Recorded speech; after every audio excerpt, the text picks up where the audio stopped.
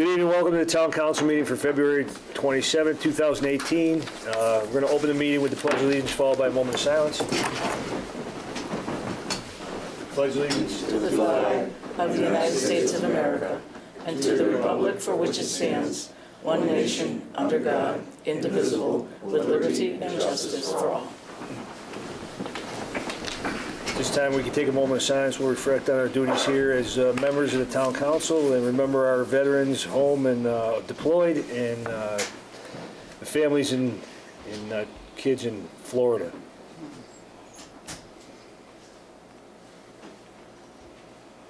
Thank you. We're taping the meeting in accordance with the Mass General laws and making them. Is anybody else taping the meeting? Nope. All right, good. Public comments. We have none. Council comments? Tom?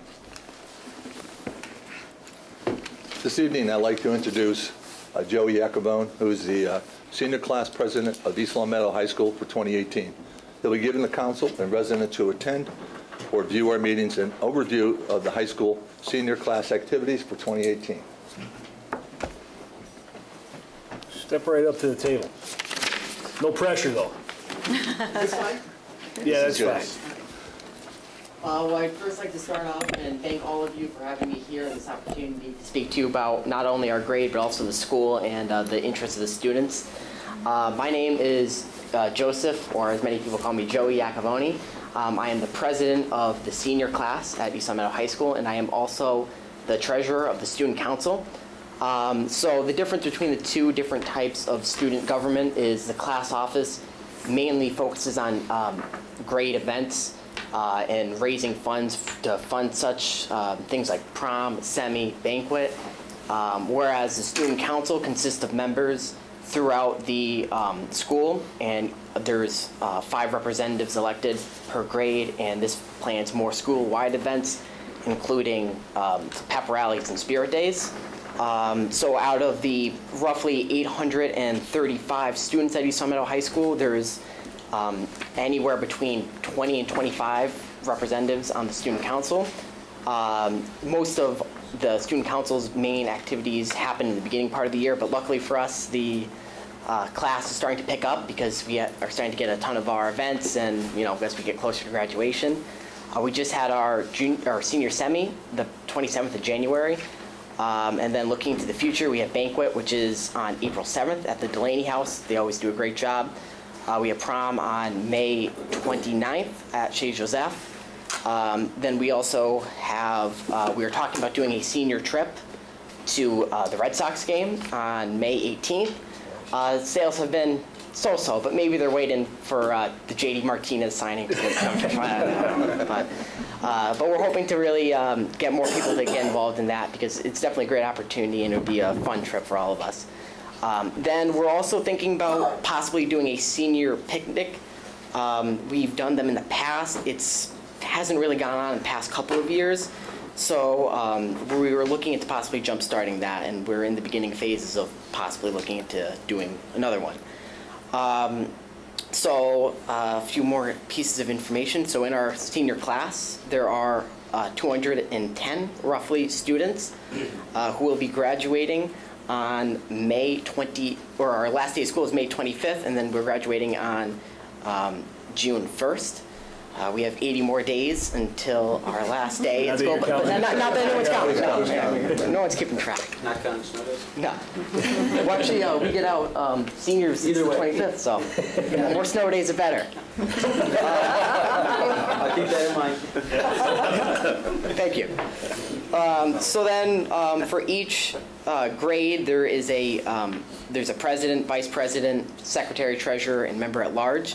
And then for the senior class, we have this office called Senior Reps, where we elect, it varies every year. I know this year it's been 8, and they assist with a lot of these high-profile events because, there's just so much to do, so much to plan, and, senioritis sometimes sits in. So as many minds as we can have really, really helps.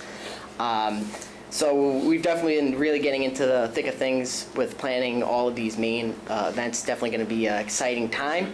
And then one last thing. So of course, sports are very big at our school. Some teams do good, some so-so. But some noteworthy performances. So we have girls basketball. They actually made the playoffs. They will be playing Amherst on Thursday. I think it's $5 and $8 at the high school. So that should be let's hope they win. Boys swimming did very well in states. I think it was 18th, if I recall. And then both boys and girls indoor track had phenomenal years. Girls placing second in Western Mass and boys placing third. The boys team ended up going to states and doing very well there. And in particular, you had the 4x2 relay team, which actually went to all states. So really a lot of standout athletes in our school, and we're very proud of our athletes in here. So thank you all again for allowing me the opportunity to speak, and I look forward to talking to you more throughout the upcoming months. Thanks, Thank Joe. you. Thanks, Joe. Thank you. Thank you. Any other council comments? Town manager report. Denise. I don't know, that's gonna be hard to beat, I'll tell you. Well, that's full of good news, so I don't know what's in there. Yeah, well, there you go. You got any Red Sox game? Well, I can start with good news. I want to congratulate the women's Olympic hockey team. We have a player that's from Westfield, I don't know if y'all know that. Somebody that I know the family, I cried. It was wonderful to see them finally get the gold. I'm also French Canadian, so there's a kind of mixed emotion there, like, As long as you're not a Canadians fan, that's okay. no. So the main focus in my office these days is working on all the pieces of the budget. A lot of examining where we are, examining where we need to be, talking to all the department heads about their budgets, although unofficially, but just getting them to focus on their priorities and upcoming budget presentations to us. I think you'll find the information, if you read it, what she presented earlier today, what she provided you with. The Director of Finance's reports are pretty good news about where we stand financially. With your assistance, we've been able to fill the vacancies of the Conservation Commission. We had 3 or 4 applicants and only 2 openings, so the person that was left, we're gonna look for a spot for her. Absolutely, thanks for looking for people. And one of them is very anxious to start, and their first meeting is tomorrow night. So they're getting sworn in before they even get the letter. Who are the 2 people? Oh, you know, I Oh, don't it's know their okay. names. Just, all right. There was a gentleman. Yeah. It's okay. I'm just curious to anybody, who So- served before in town. Welcome to Tracy Burns, our new planning secretary. We've got half of that team back in place. The planning, director of planning, we have a couple of applicants. We're going to be interviewing for that next week, most likely. Next week or the week after, depending on when Karen can get the applicants in. One is going to be a Skype, which is our second Skype interview. So we'll see where we go from there. We've begun receiving a lot of calls and emails about potholes. And I personally feel the pain. My car ended up with a flat tire and a pothole, but it wasn't in East Long Meadow, so I have to tangle with the Enfield town manager and see what I can get. So they're diligently working on potholes, but it really is a battle of, they put the stuff in, it's not, permanent stuff. It rains or snows and then it's back out. So we are taking all the calls, answering them between Bruce and I, but it's going to require patience. The town and union are close to agreement on 2 of the 4 contracts, union contracts that expire June 30th. The other 2 aren't as far along, but we are speaking on those. Health Department staff, the council president and I met with representatives from Public Services to discuss the trash service issues East Long Meadow experienced in December and January. The main focus of the meeting was to develop procedures going forward to deal with the events that caused the problems this year and make sure that they handle them better next time, and that we have a clear path for communication to the residents and businesses, the residents. That really was the most frustrating part, is that we just did not get good, timely communications, and the residents, rightfully so, were very frustrated, so were we. So I think we're working on a plan. I think it's going to be a much improved set of circumstances than what we had now. Representatives from the Hampden Public Safety and Finance Organizations and East Windsor's counterparts continue to meet regarding possibly creating... You mean East Long Meadow. Did I say East Windsor? I've been there. Deja vu. I've been there 45 years, so. As you may be aware, Hampden currently has civilian dispatch, and we use police officers for dispatching. We've made significant progress in the last couple of weeks addressing many of the details that will assure seamless service to residents of both communities while creating operational efficiencies and allowing more of our officers to police the community rather than dispatching. We're currently working through finalizing budgeting for the joint venture, how to best combine the two departments' policies, procedures, equipment, and all of that, and drafting an overall intermunicipal agreement. This has taken a lot of time and many restarts, as you all are aware, but we want to be sure we get this right before making this important of a change. It has been a tricky dance, I'll tell you.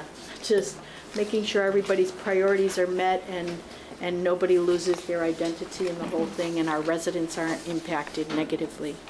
Representatives from various departments have started our first 2018 July 4th celebration meeting next week. We'll definitely have a smoother process than we did last year. And next year is going to be the 125th anniversary of East Long Meadow. So that's going to be a big celebration. So that's all I have. I have a few upcoming events. Spartanum, is that what it's called? Is that like a talent show? Yes. It's a variety show, yeah. I really need to go. It's going to be March 9th and 10th. The next day is daylight savings time. So, and the COA on March 28th has a Meals on Wheels March for Meals that if you all can participate, supposedly it's very rewarding. Thank you. Thank you. Move on to approval of minutes. So I'm going to abstain from both of these because I was here for this meeting, but I'm entertaining a motion to approve the open session meeting minutes from February 13, 2018. I'll make the motion, but with a couple amendments that I told Jeannie, just for clarification on she had special permit and site plan review was the change, and a little more clarification on the adult bylaw. Those corrections have been given to Jeannie. So I'll make that motion with amendments. I'll second it. All in favor? Aye. And then we can move on to the executive session minutes from the same date, February 13, 2018. So make the motion. So approve. It's moved and seconded. Any further discussion? All in favor? Aye. Aye. All right. Communication, correspondence, and announcements. So we have the Race Amity Day coming up, the governor's proclamation. There we go. Governor Charlie Baker's proclamation for Race Amity Day observances in Massachusetts consistent with H2745, Chapter 163 of the Acts of 2015. This letter is to support your community activities to observe Massachusetts Race Amity Day the second Sunday in June, which is June 10th, 2018. This year, the National Center for Race Amity is collaborating with the American Jewish Community, the Regional Baha'i Council of the Northeastern States, the United Church of Christ of Massachusetts Conference, and the YW Boston to co-sponsor a Race Amity Day planning workshop from 10 to 2. It's at Wheelock College. Well, Ben and Jerry's will be provided. That's good. And so there's a proclamation from the governor as well for Race Amity. It also sends out every year, there's a workshop that all cities and towns are invited to, if anyone would like to attend. It's on March 10th. It is in Boston, so there'll be some traveling, but he is offering that to every city and town if they do want to send everybody up there. Cool. Subcommittees, we have, Don, you have nothing, right? Nothing this week? Social Media Committee and Licensing, have nothing this week. Orders of the day, we have, move on to licensing matters. We have a one-day liquor license for St. Paul the Apostle Church for March 10th, 2018, 5 to 11 p.m. We previously approved this, but they had to reschedule the date due to conflict. So I'll entertain a motion to approve the one-day liquor license for St. Paul's. And they already paid. So move. Second. Moved and seconded. Any further discussion? All in favor? Aye. We also have a one-day liquor license for St. Mark's Episcopal Church for March 10th, 5 to 7 for a spaghetti dinner fundraiser for the youth group, and all their paperwork was submitted. I'll entertain a motion for the one-day liquor license for St. Mark's. So moved. Second? It's moved and seconded. Further discussion? All in favor? Aye. And then we have approval of licenses for GMRC. We want to entertain a motion to approve the expiration date of all licenses for GMRC Inc. Doing business as Figueras from February 28th, 18 to December 31st, 2018. This is basically on the agreement that we've come to with the business owner. Everything is in compliance, and they're back to being in full compliance with our request, which they were about to expire on the 28th, so we just want to extend them out to the remainder of the year. So their licenses will be good for a year, for the rest of the year. We did get confirmation from the building commissioner. That everything is in compliance. Was up. So I'll entertain a motion to approve their license through December 31st, 2018. So moved. Is there a second? Second. Moved and seconded. Any further discussion? All in favor? Aye. All right. That was easy. Old business. Oh, just one other, just a parenthetical comment. They were at the last planning board meeting. I was there watching in the audience, and the matter before the planning board to resolve their special permit was tabled because of the Right. lack of a quorum. I just wanted that just thrown into. Which wasn't their fault. No, it wasn't anyone's fault. That's why we're doing it, but just so they Correct. understand. And then we're moving on to old business. We want to reaffirm the vote taken on the February 13th executive session regarding GMRC in doing business as Figuera with the agreement. I'm going to abstain because I wasn't here for that, so I can't vote on that. So And I'll make a motion to vote on the reaffirmation of the vote that was taken in executive session February 13th regarding the Figuera matter. So moved. Second? it's moved and seconded. Any further discussion? All in favor? Aye. Oh, that's not me. I'm out. Ow.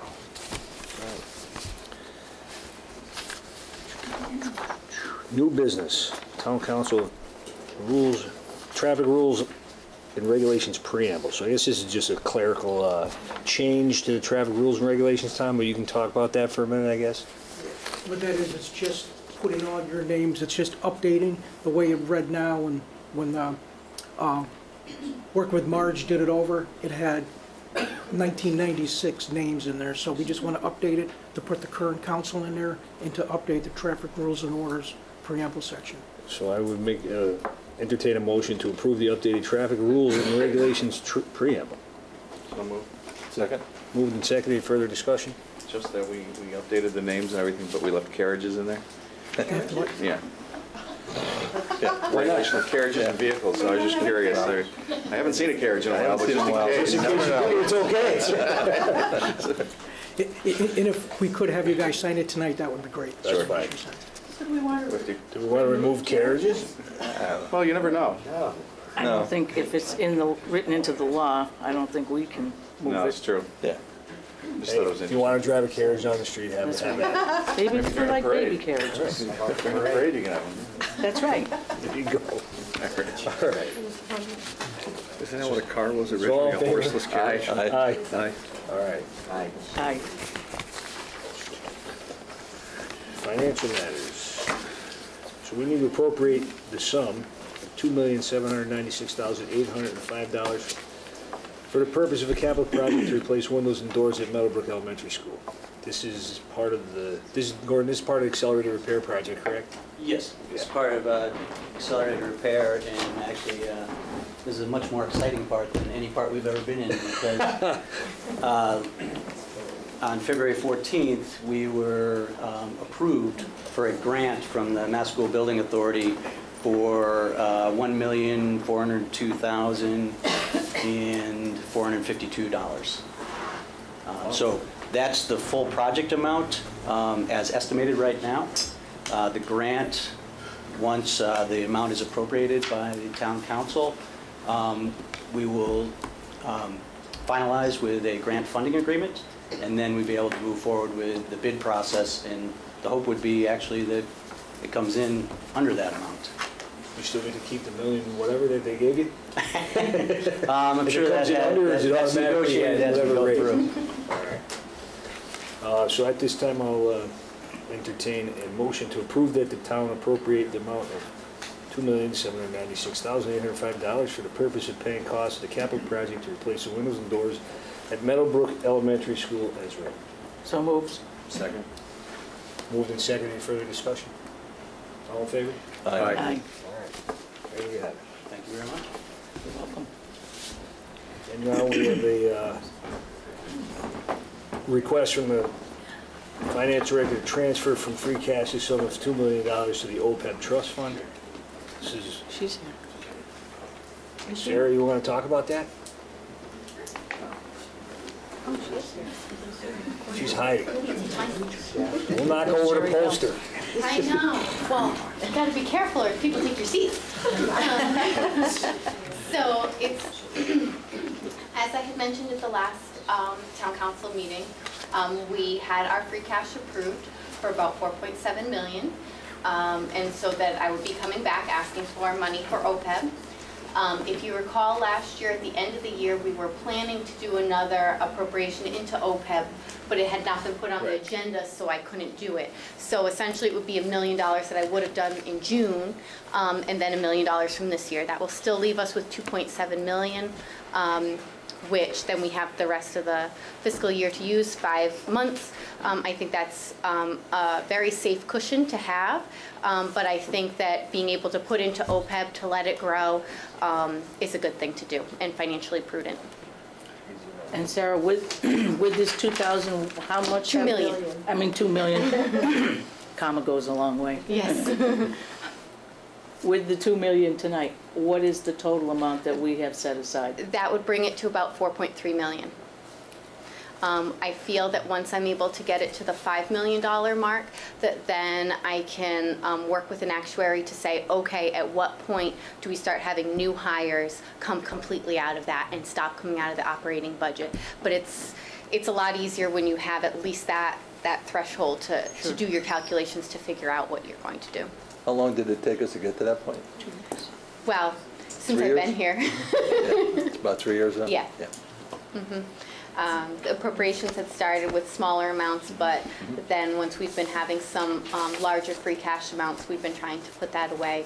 I cleaned up a lot of the old accounts, which freed up some money in the past, such as old capital accounts, things like that. And then we've also been very lucky with some of our valuations as to how it has come out that we've made out in the end. Good work. So now I will entertain a motion to approve the transfer from free cash the sum of $2 million to the OPEB trust fund. Second? Moved and seconded. Further discussion? All in favor? Aye. Thank you very much. Thank you. Leaning back. You're leaning back. I moved the mic closer. I thought that would help. So now we're on to 3. Joint meeting of the towns, us and the school committee. Nice.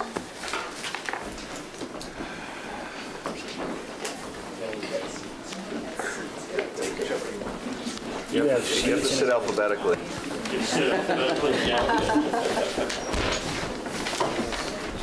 Right, that's enough. No, she's over No, that's the developer.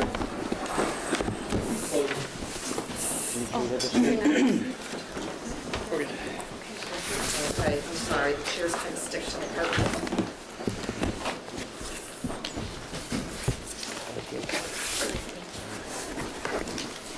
welcome.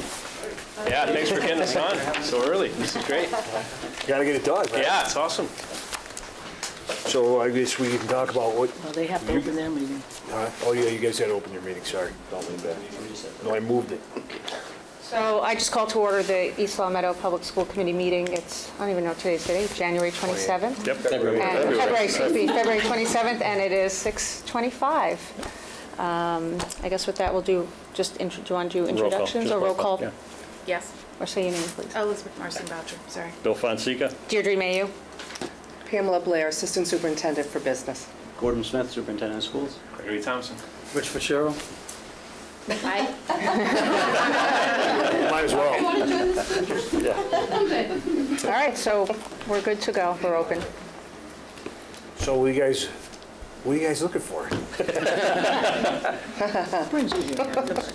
Just to put it in sort of large terms, what we're trying to accomplish in the FY 2019 budget is first and foremost to maintain our current level of programming and student support for all students. And then two other sort of overarching goals. Second one being in the area of student support services to complete an intensive special needs program that starts right now in the pre-K and has gone all the way up to 8th grade. And now we have students moving into the high school, so we would like to extend that into the high school. It serves a population of students that probably 5 to 10 years ago would not be in the district. And it's been a pretty incredible program to watch grow, and we'd like to extend that into the high school. Second part of that, under student support services, is to continue to expand our social and emotional support for all students, not only support but also education. So that would be expanding coursework as well as continuing to look at what other support or partnership we can continue to bring in the support of all our students through all the grade levels. And then the third and final goal that we're trying to accomplish in this budget is to expand technology into all instructional areas. The Department of Elementary and Secondary Education recently provided all school districts with new standards and frameworks around digital literacy and computer science.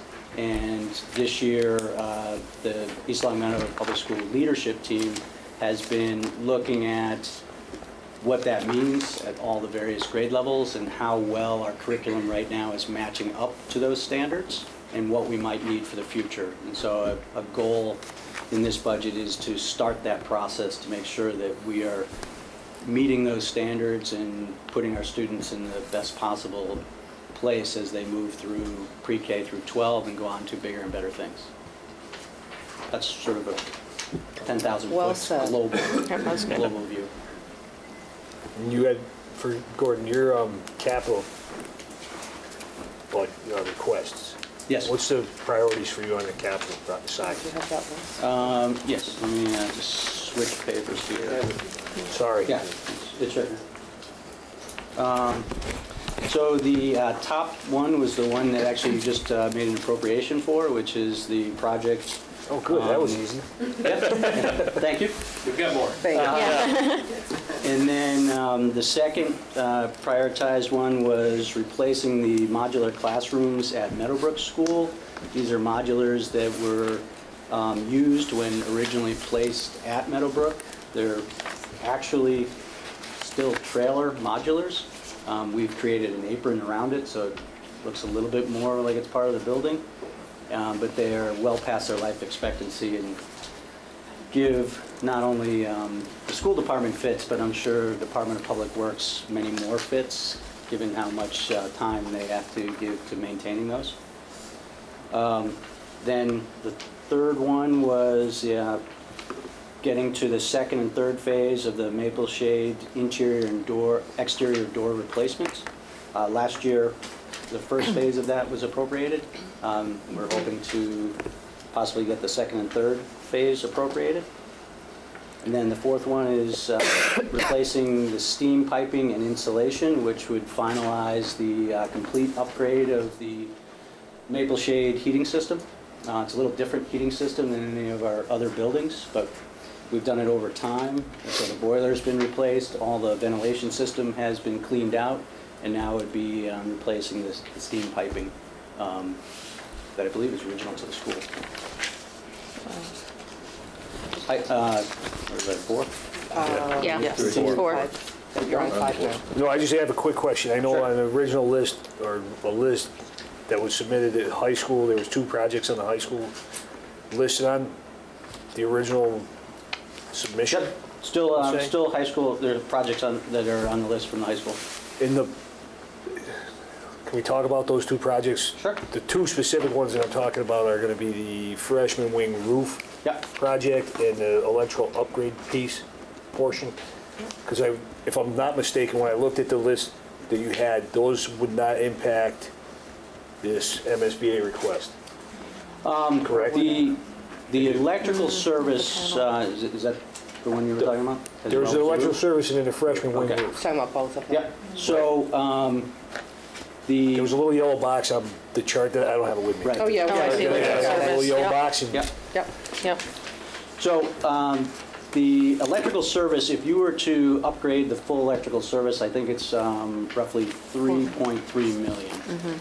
that wasn't the figure I was looking at though. Yeah, it's one of the That'd be a bigger lesser items. one. Right, yeah. What we've done I think we were to this talking with point- the DPW about the transformer piece that's outside. Yeah, no, that's, Right. and that's That's still, it. that's what I'm That's talking about. part of it. That's Yeah. how much? 3.3? Yeah. And so that would probably take us out of consideration for MSBA funding, because that's one of the most urgent items.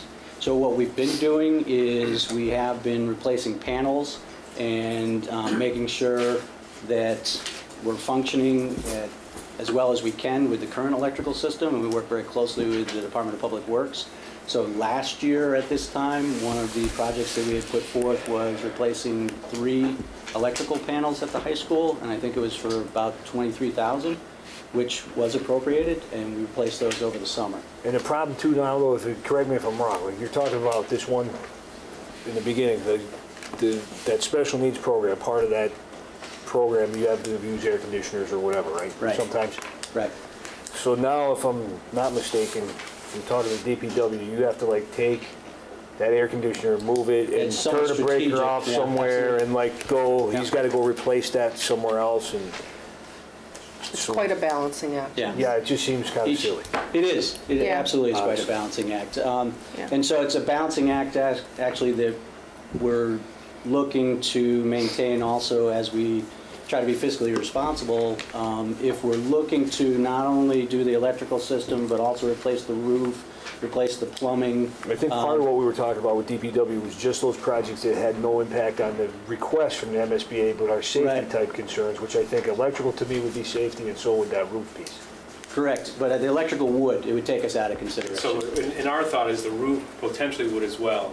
We actually visited the MSBA meeting on Valentine's Day. Yeah. And part of their discussion were they were funding projects with roofs that leak. And so our discussion as a committee with the administration is that it probably is not responsible, as much as we feel it is responsible to take care of our buildings, it would probably be a disadvantage for us to get into the MSBA core project if we were to also fix that freshman roof. But we need to be able to figure out how we're gonna give our students a safe environment without waiting Yeah. on money that we may Right. never get. No, safety is always first, Right. but So- it's a leaky roof, no doubt about it, and there's drips in the ceiling, they replace the ceiling tiles often. We've looked at it, we actually went up with, Garland Garland Associates. Associates. to actually look at the joists in the ceiling to make sure there is no structural issues. So yeah, safety is first, but to spend that kind of money on a roof would probably take us out of the opportunity to get into the core project, and if we did get in the core project, that money would be spent and then be wasted because it potentially could knock it down in 5 years, so. Well, it One of would the last benefits that 5 we- years, so it's really not wasted. Well, it's a Kids lot of aren't money, going through a leaky it's a building. lot of money, and it potentially would take us out of getting into a core project, so we'd be fine shooting balance. ourselves in the foot, is our Not opinion. really though, because we're giving our kids a safe place to go to school. No, but it's not. It's not unsafe right now. I disagree that a place that's leaking and has mold and everything else. There is no mold, so Well, that's we not had... now. No, we do not, we wouldn't actually get mold because of, it's not like a home roof where you have the insulation between your wall and the roof decking. When we went out onto the roof and we spoke with the associate from Garland Garland, they Associates. had done the roof studies on all the buildings for the schools. I had asked that question, and he said it wouldn't be the same type of problem that you would have in a home environment because we have the insulation on top of the roof decking, and it's similar to something that's like a cooler, like that styrofoam type, and then the membrane sits on top of that. So really the chances of having mold there would be very slim or to none.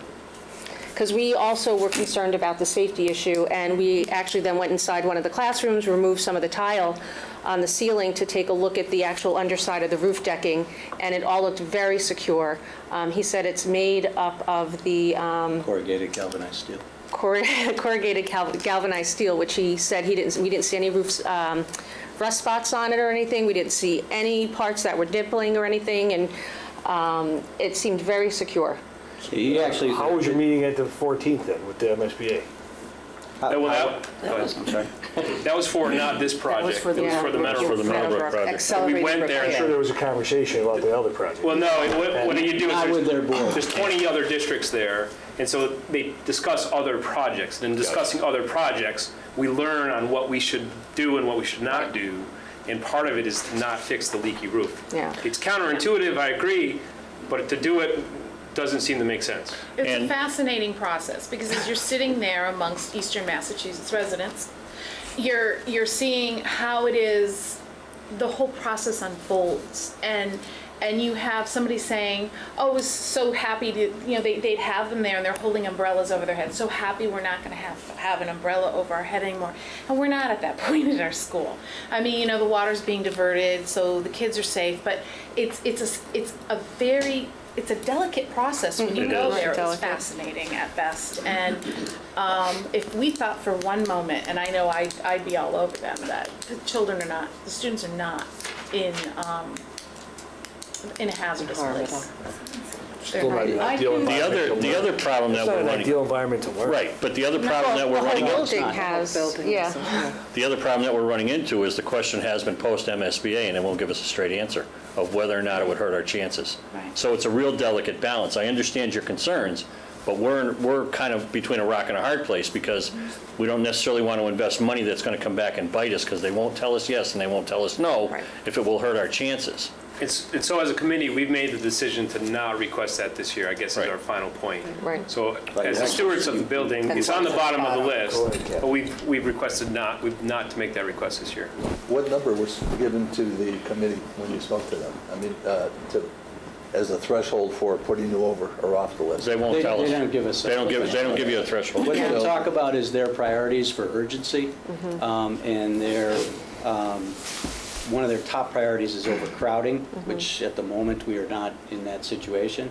And then the priorities that we check off are loss of potential accreditation from the New England Association of Schools and Colleges, and aging systems. So our aging systems, most of which are past life expectancy, are the electrical system, the HVAC system, the plumbing system, and so that's the majority of our statement of interest.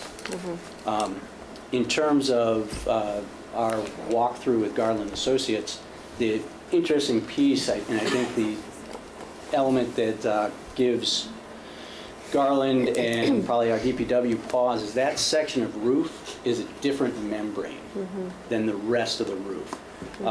And so it's deteriorated faster than the other areas.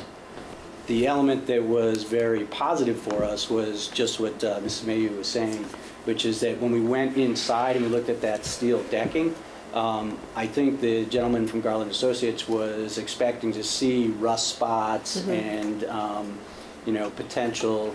Dipping or breaking away, rusting. Correct. Seeing the metal decking in disrepair.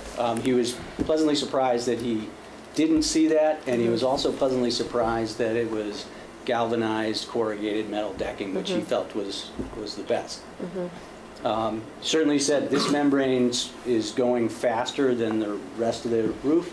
The ironic situation is this fall we've had some pretty good rainstorms over a few days, and I've walked the building, and it's anyone's guess where you might have a leak, but we didn't have a leak on at least the 2 days that I walked in that area. And one of them was Leaks substantial elsewhere. rain, and I wanted to come see, and there wasn't anything. Yeah, it's not and so leaking it's- all the time. That's the problem. Right. That's the challenge. Is Yeah. that, and the unfortunate thing with flat roofs, which I'm sure all of you know, that ultimately they start to wear out and you get leaks. The unfortunate thing is that most of our roofs on school buildings, all being flat, begin to. Right, it's gonna happen, I mean. Yeah, Flat New England. The population begins to endure leaks. Gordon, when was it the MSBA came out and walked our high school? And They walked it in the fall of 2016, and they're planning to come back in the fall of 2018. and we're highly And so- encouraged to submit again. So my question is about statement of interest. Sure. Are we at the point where you're ready to submit another one? Or we're in So between? we've resubmitted for the accelerated repair for the roof at Meadowbrook. I understand that, but I Yeah. mean for the core program at the high school. Absolutely. So the core program is due April 6th. Okay. So I'm working on that now. At the next school committee meeting, similar to the authorization that we had here at the last town council meeting, we'll have on the agenda the motion to authorize to submit the core program, and then hopefully I'll be back on a town council meeting to also get that same authorization from all of you. And we have been denied or declined Right. for how many times? 3? So we've submitted 4. 4. This will okay. be our 5th. Which is not The, uncommon. Right, and It's certainly not uncommon, and actually, I know that you've been through the process, so you right, know. but I want to go back probably to a year ago, I think this same meeting, when Bill, you said that though the committee was very disappointed, you had some sort of a conversation with an MSBA personnel who said it's not uncommon to have your hat in the ring up to 8 years before that number The just. conversation that I had was with Jack McCarthy, who's the executive director. And he reiterated, you gotta be diligent. Right. Ludlow submitted for 8 years, and they just were approved for a new elementary school. So it takes time. They're not saying no, they're just saying not now. Unfortunately, we went to a meeting in the spring of I think May of last year. Yeah. And we were in like the top 17. We knew that at the end of this meeting. But the problem that we ran into was if a school comes in and says they're overcrowded, they immediately shoot to the top. So it didn't matter where we were in that pecking order. I think we're moving up in the realm of things because and to reiterate, to refresh everybody's memory, their budget is derived 1% of the sales tax, okay? So you pray for good tax collections in the state. They're constantly going before the legislature to try and increase their budget, to try and get 1.5%. It hasn't succeeded so far. So I think the bottom line is they're not saying no, they're just saying not now. So I think it behoove us not to continue to do due diligence with an aging building. And it's sad too, because part of the reason why we got bumped this year was because of condemned buildings. So it's you're darned if you do and you're darned if you don't. That's the problem. And towns and cities that do not take care of their property are awarded. And we have taken care of, Toll Town has taken care of our schools. And so that continue to is do so. Yeah. extremely Right. disheartening. Right. It just makes you want to. Right. Or in some of the larger cities that have multiple high schools, they can close one high school, filter kids into multiples, and then those schools say, oh, we have overcrowding, we have a condemned building, and they kind of get. They have the option to kind of game the Well, system. It's certainly not- Right, and we don't have an option of an alternative building. Yeah, Because you have to vacate the building right, to Yeah. claim that. right. Yeah. And so larger cities may have Better additional high schools they can opportunity. distribute their students to do that. Certainly, we don't have that option. Right. And the city of Newton decided to go at it by themselves and spent $200 million on a state-of-the-art high school. But they did it through taxpayer dollars. I don't think that would fly in this town. No, and I Right. want to remind everybody, MSBA, with the Accelerated Repair Project, we get 55 cents on the dollar Yeah. back for this project, so. That's a Pretty good important. return. Yes, It it It is. is. On a core project, have they shown their hand on what the rate of reimbursement would be for a town like East Long Meadow? When they visited, we were at, this was in the fall of 2016, we were at 53%. I'm assuming that if it's anything similar to the accelerated repair, we're going to be in that Right in same there. area, 53 to 55.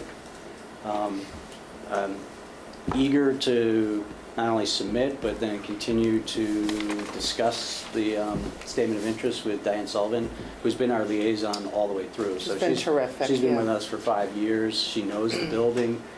She hears the frustration in my voice when I call her, but she still picks up the phone, which is nice. And so the hope is they're back out in the fall when they're ready to make their decisions and they're touring our building and seeing where we're at. And we hope it rains. Do you have thoughts on what you might be looking to fund in terms of school projects for capital?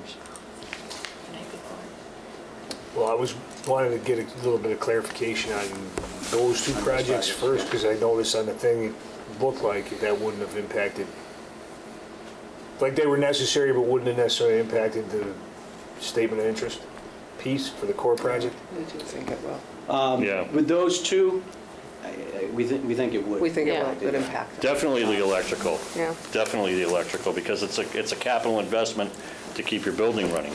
You know, there are concerns, and we've been doing this dance for a number of years now with moving things And around. that's why we as a board decided to drop the roof request down to Right. number 14 in terms of our, I don't imagine we're going to get to 14, so really we're saying not this year. We're not requesting it basically this year. We're still looking at 197,700 For for the freshman wing roof. no, it's at, Yeah, but we're not 205. requesting, set 205 this year, but Yeah, what I'm saying is we're not asking for that basically this year, unless you're going to get to number 14 on our request. But yeah, 205,000. Yeah, because these are prioritized. this Correct. list. Give an idea of what you might fund for capital townwide? We haven't had that We discussion haven't yet. really had that discussion yet. We're trying to figure out, Bonding, potentially bonding? we haven't talked about bonding some projects yet. What about, I get a question, it's kind of transitional, because you've mentioned a few times overcrowding. A little later today, as you can see by the pictures, we have, we're looking at a bylaw to allow the development of a project that could add up to 1,000 or more people to our population, albeit the project is not being marketed to children. In fact, it's quite the opposite, we're told. But let's say the marketing is wrong. How many more students can we absorb to hit that overcrowding? so actually it would depend right now on what grade level. Yeah. Okay. The high school is at, I believe, somewhere around 830, maybe a little higher than that. And- 835. 835? Yeah. Thank you. There we go. Thank you. And you're here. Aren't you glad you stayed? The Meadowbrook, the last few years has grown considerably, especially last Right. year with kindergarten signups from June 1st all the way into July. And so our kindergarten class is actually our second largest class in the district. Our 8th grade class, I believe, is the largest at around 220, and our kindergarten class comes in second to that. So if families were moving in with younger children, Meadowbrook would be tight. and so if you had 12%, 120 students, right? 10% or 10 students per grade, our younger elementary classes, which are pretty much where we want them to be, 23, 25, would now go to 25, 27. We would look for more, we'd need more space. Our classrooms, it's more kids than we want in an elementary school. More space So 120 and kids teachers. would make a difference. A project that size, and you say 1,000 residents, I don't think it's unreasonable to say 12% for students. I know they said Cherry Hill is different, but you have to go to Enfield for the apartments, and they're full of kids. And I know those are higher end too. So 12%, yeah, that would have a huge impact on our Yes. schools, and we'd have to come back to the town for some additional funding and some space. Not just for space, but also for teachers. Teachers, yeah. As FTEs. One per grade potentially, so you're looking at another So if we got 12 teachers. 120 more students, or whatever, that could be a big hit on the budget. Yeah, it would be. Yeah. So back to the core program for the statement of interest for the high school. Overcrowding, it seems to be the priority for this year for MSBA, for this cycle. Is it overcrowding? You had a couple high schools that got in. Sharon was one that got in for overcrowding. You had a couple high schools. High schools eat up their Well, budget faster obviously, than if a most. building gets condemned by a municipality. Right, and so you had, I believe, a Lawrence school and possibly a Worcester school that got in because they were able to show that a portion or all of their building was condemned. Fall River. And then from there, they moved down to the other priorities where we're sitting at the moment. So what Diane Sullivan had said, she actually called before we got the letter, which I appreciated. That we actually made it, they invited 16 districts in for the core program, and we were in the discussion up till about 20. So that, I think that's the furthest we've gotten in the discussion, and so that's encouraging. It's also encouraging that they're very aware of what the high school's challenges are. What's the capacity of the high school? Capacity, probably we go 1,100 students. At the most, I'd keep it closer to the high 900s. High nines. No, we're not close to that. At one time it was because there was no such thing as technology or special education. Right. Oh, in the same building. That was 30 years ago. Yeah, that's true. It's a different animal today. Yeah. We went over so yes, now it's much closer to the mid 900s. And we're taking a look at, I mean, we're thinking, like, I think we're always thinking about when this statement of interest goes back in, how can we reword it? How can we add something? I was just thinking about the bottleneck at the bottom of the stairs. We go down to the cafeteria, past the auditorium. That's just a safety issue.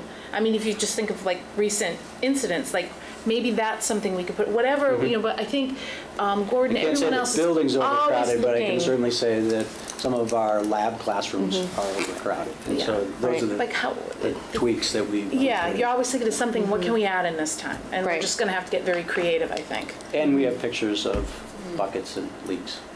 And I just want to remind everyone that when MSBA does do an analysis, it's not just always a brand-new building. It could be a renovation project. Yeah, because you know, lose it control. varies from district to district and the needs and how the building is set up, so there's a lot of factors there. And they Just kind wanted of to tell remind us you of that. what Well, once we get invited in, we lose a lot of control. Right. What they do is, if you're invited into a core program, then you have to go through an eligibility period. There's a number of checkoffs that they want to see, most of which they're very familiar that the town is ready to go. That's a big one. If you get through that process, they invite you into a schematic design feasibility study. And that's going to start to look at the true cost, similar to the accelerated repair, but it's a bigger study. We would have to appropriate the money for that study. And then, once they have that study, we sit down, they do stack the deck. It's, if there are 20 people in the room, they have 13. We're allowed to bring 7. And you discuss the study as to whether you should go new building or renovation. Right. The core statement of interest is presented right now, or the way we write it is for a new building. But in all practice, I'm just trying to give the audience a realistic timeline here. Sure. And some of it goes to Mr. Manley's remark about you still might get bang for your buck if we were to fund these 2 projects. Because you could still be 4 years out to be getting the nod. And then from that point to the time that kids walk through the door, it's another 5 years. So now you're looking at 8 or 9 years. Yeah, well, no, we've thought strategy, about. Kathy, though, remember, is if we fix them, it hurts our chances of getting in. So if we wait another year and reassess, so that's what this committee has done. We've assessed the roof specifically. The electrical is a kind of a no-brainer because it'll take us right out. We'll never get the chance to go in. But the roof, we've assessed the roof this year. We feel we'll look at it again next year, and that's why we drop it to the bottom of our request. Okay. And when they visit, we took them up on the roof. Good. Yeah. Oh, yeah. And so I'll plan to do that again, and go into the classrooms underneath and ceiling tiles, the whole tour. I don't want to miss anything. No, we definitely did. So are we looking at deferring the electrical improvements at this time as well? Oh, yeah. Yes.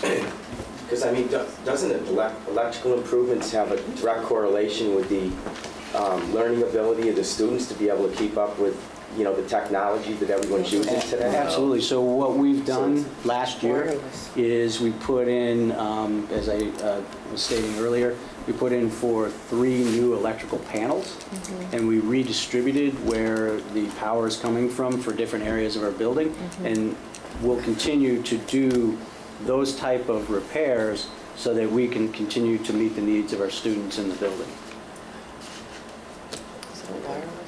And then I would ask, too, the integrity of the roof over where the electrical services are required. I mean, I'm sure you'd want to have the roof, at a standpoint that would be secure and non-leaking before you would make any upgrades to an electrical system. Right. So- The area that we're talking about of the building is not over the electrical closet.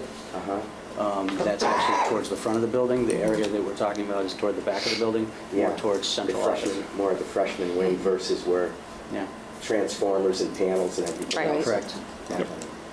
But I guess, in short, what I'm hearing from everybody here is it could be 4 years for that and then another 4 years to probably build a school. So if we kind of run this drill, we're probably looking at running the school without any roof repairs or electrical repairs for approximately 8 years. Well, I think you have to, we as a school committee and certainly as a town council, we have to reassess roof. It's a year by year. Yeah, it's a year-to-year project. And we've pondered over this countless hours. We walked up on the roof, and we want to do the repairs. We want to do the responsible thing. It's the right thing to do to maintain our building. The DPW's been doing all they can for years, and that's the right thing to do. But our assessment is right now it's safe. Yes, it's leaky, but wait another year and reassess it then. And then maybe next year the assessment is different. Maybe it's the same. I mean, time will tell. Yeah, nobody can predict the future. No. I mean, at least this year's been, what I'd say, a pretty low snow load. But, 2 feet of snow on that roof next year could change the whole situation. Sure. Well, there's nothing structural. Right, it's not a structural. I wouldn't think the structural integrity, I mean, stainless steel and bar joist beams aren't going to rust out and cave in. Right. It's the water coming in and penetrating into the building and then probably causing problems like Kevin stated later, with mold or whatever comes from it. But Yeah, and there's no guarantee on any of this. I mean, we just want a chance to bring it to the town, for the town to decide if they want to fund the project. Exactly. And then we'll know, we'll all be able to make a decision from there. So we're doing our best. We want the kids to be in a safe environment, always, always, always. And so this is just the strategy that we've come up with this year. There's plenty of projects to fund, too. Right. We requested Many. $6+ million, which I don't imagine you're going to fund all that, are you? Yeah. Maybe? It's early in the project. And honestly, if you look at the Meadowbrook modular classroom units, those are cold, they are drafty. The teachers who have to be there all the time, we don't even put classrooms in there. It's more for speech or OT or things like that, where the students are not there all day because it's cold and it's drafty and it's constant. It's all We do winter. have class of music and all. Yeah. But Even 4 classrooms plus bathrooms. Yeah, so I mean, there's that too. It's like, that's as important as the roof. I was just talking with what Mike was saying is, I think if I'm reading what you guys are saying is, let's give it another go. Let's see what happens. And if we end up getting it, then we can readdress the roof. That's right. Because that's, by fixing the roof after we get it, doesn't mean they're going to take it away from us at that That's point. correct. Right. So we can find some curative things, so it's not like, okay, we're going to give it to you, and you're going to have to leave the roof in disrepair for 8 years if it Right. gets worse. We can now then do curative stuff because we already have. While you're in the process. Yeah. Yeah. Okay. And the DPW is doing as much as they can to Right. patch it and keep it as unleaky as Right. possible. So we're on it. They're on it. In our visit with Garland, when we went up and down the roof, they came up with some pretty sophisticated ways to really test that roof down in the future. So there's other ways to reassess as we get farther and farther along. And Garland gave us some suggestions which we could look at in a year or so. Okay. So what about the operating side? Can we talk about that a little more? Yeah. Yeah. We're just trying to develop our budget. I mean, historically, we've been a little further along than we are now, so we're wondering, has the committee come up with some parameters? We're almost we're through a couple contracts in terms of our negotiating sides. Which ones are we through? Bus drivers and cafeteria workers. Cafeteria, yeah. We have cafeteria and Unit A. Through Unit A as well. And then we're going to be close to 2%, 1.8%? Oh, no, we're, no. In terms of contractual obligations. Okay. Go ahead. I've been working very, very hard, trying to get this certainly organized. I look back, it's funny, I was thinking about last year's meeting, and it was a new process for all of us, and I don't think any of us were really quite ready at the time. So I think we're all in a much better place this year. I think I'm anxious to hear what Sarah has to say about the financial, what's going on here in the town, but I do feel that everything's going to be really a very healthy atmosphere, which is great. What I would like to say is that what the school district needs is a 2.75%, and that's to maintain our contractual obligations and add a few items which to move the district forward. Our leadership team has been extremely fiscally responsible. They never ask for more than what we truly need. You hear a lot of discussions about social emotional needs, the technology, and those are the only items that have been added. So that is truly what the school department needs, is a 2.75%. When I said 2%, it's we're about 1.9 in contractual obligations. Right. Out of that 2.75. Yeah. Oh, 1.9 is contractual obligation. We're not finished with Unit A negotiations. Right, so that's so it's subject an to change, but estimated. that's an estimate, yes. It's an estimated. Yes. Yes, yes. So that's our biggest It's a union. big, by far, right. yeah. Do you have any idea what parameters might be outlined for the departments yet, or? That's what this meeting is supposed to be with the council, so. Well, we're kind of trying to figure that out at this point. Sherry's got some information for us to talk about. You may. Okay. Please do. So, I'd like to begin by discussing the financial condition of the town as of June 30th, 2017, which was our most recent fiscal year. The first page in your packet is the fiscal 2017 balance sheet for all fund types. I'd like to direct your attention to the first column of numbers, which is the general fund. Our balance sheet is looking very good. You will notice that we had a decrease in tax lien receivables due to the auction. Fiscal 16, we had $821,560 in receivables versus FY 17, we had $255,608. Our undesignated fund equity increased $979,268 year over year, with a total increase in fund equity of $1,132,119 year over year. This is good. We have a very healthy balance sheet. That's a really good thing to be in. The second page in your packet is the fiscal 2017 Statement of Revenues and Expenditures for the General Fund. Revenue was higher than budgeted primarily due to new growth for property taxes and the auction itself. Expenses were $582,189 lower than budgeted.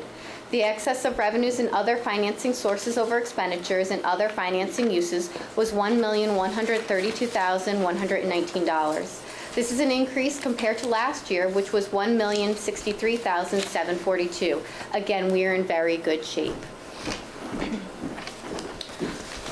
We turn to the third page in your packet.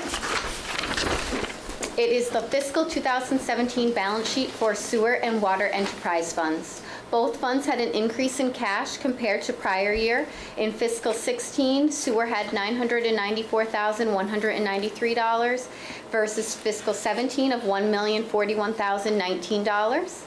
Our fiscal 16 for water was $917,508 versus fiscal 17 of $1,371,842. Both had a decrease in undesignated fund equity due to amounts reserved for subsequent years' expenditures.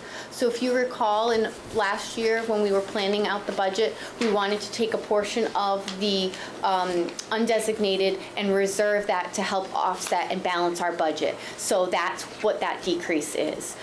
It's because you're planning to use some of your undesignated for that, because we knew that the rates were going up, but that the rate increases that the residents were having were not going to match the increases that we were going to be experiencing. Overall, both funds had an increase in total fund equity of $46,826 for sewer and $454,272 for water year over year. These are very good balance sheets. The fourth page in your packet is the fiscal 2017 Statement of Revenues and Expenditures for sewer and water enterprise funds. Sewer revenue increased $114,046 year over year, and its expenses increased slightly, $74,029. Sewer's excess of revenues and other financing sources over expenditures and other financing uses increased from $22,809 in fiscal 16 to $46,826 in 17. Water revenue increased $240,526 year over year, and its expenses increased $504,838. Water's excess of revenues and other financing sources over expenditures and other financing uses decreased from $572,774 in fiscal 16 to $454,272 in fiscal 17. A lot of this change is due to the Springfield water and sewer billing increase that DPW and myself have come and spoken to you about before. So it's not unexpected at this point. And we do continue to expect that. So you will see that when we come forward with the enterprise fund budgets for both water and sewer in this upcoming year. Now I would like to talk about the financial condition of the town as of January 31st, 2018, which was the most recently completed month. Please direct your attention to page 5 of your packet. This page shows the FY18 approved budget in the first column on the left of numbers, and versus the FY18 actuals as of January 31st, 2018, which is the column next to it. Revenues are on track to where I would expect them to be, given that the third quarter taxes were due on February 1st. So we had not collected all of the third quarter at that point. Expenses are also on track.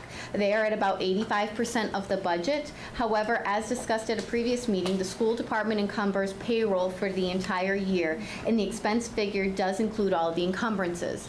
So, as I had mentioned at a previous meeting when we were discussing December's numbers, we are within 1 or 2% of where we were at this time of year last year for expenses. So I think that we are right on track, and I don't see anything of any major concern.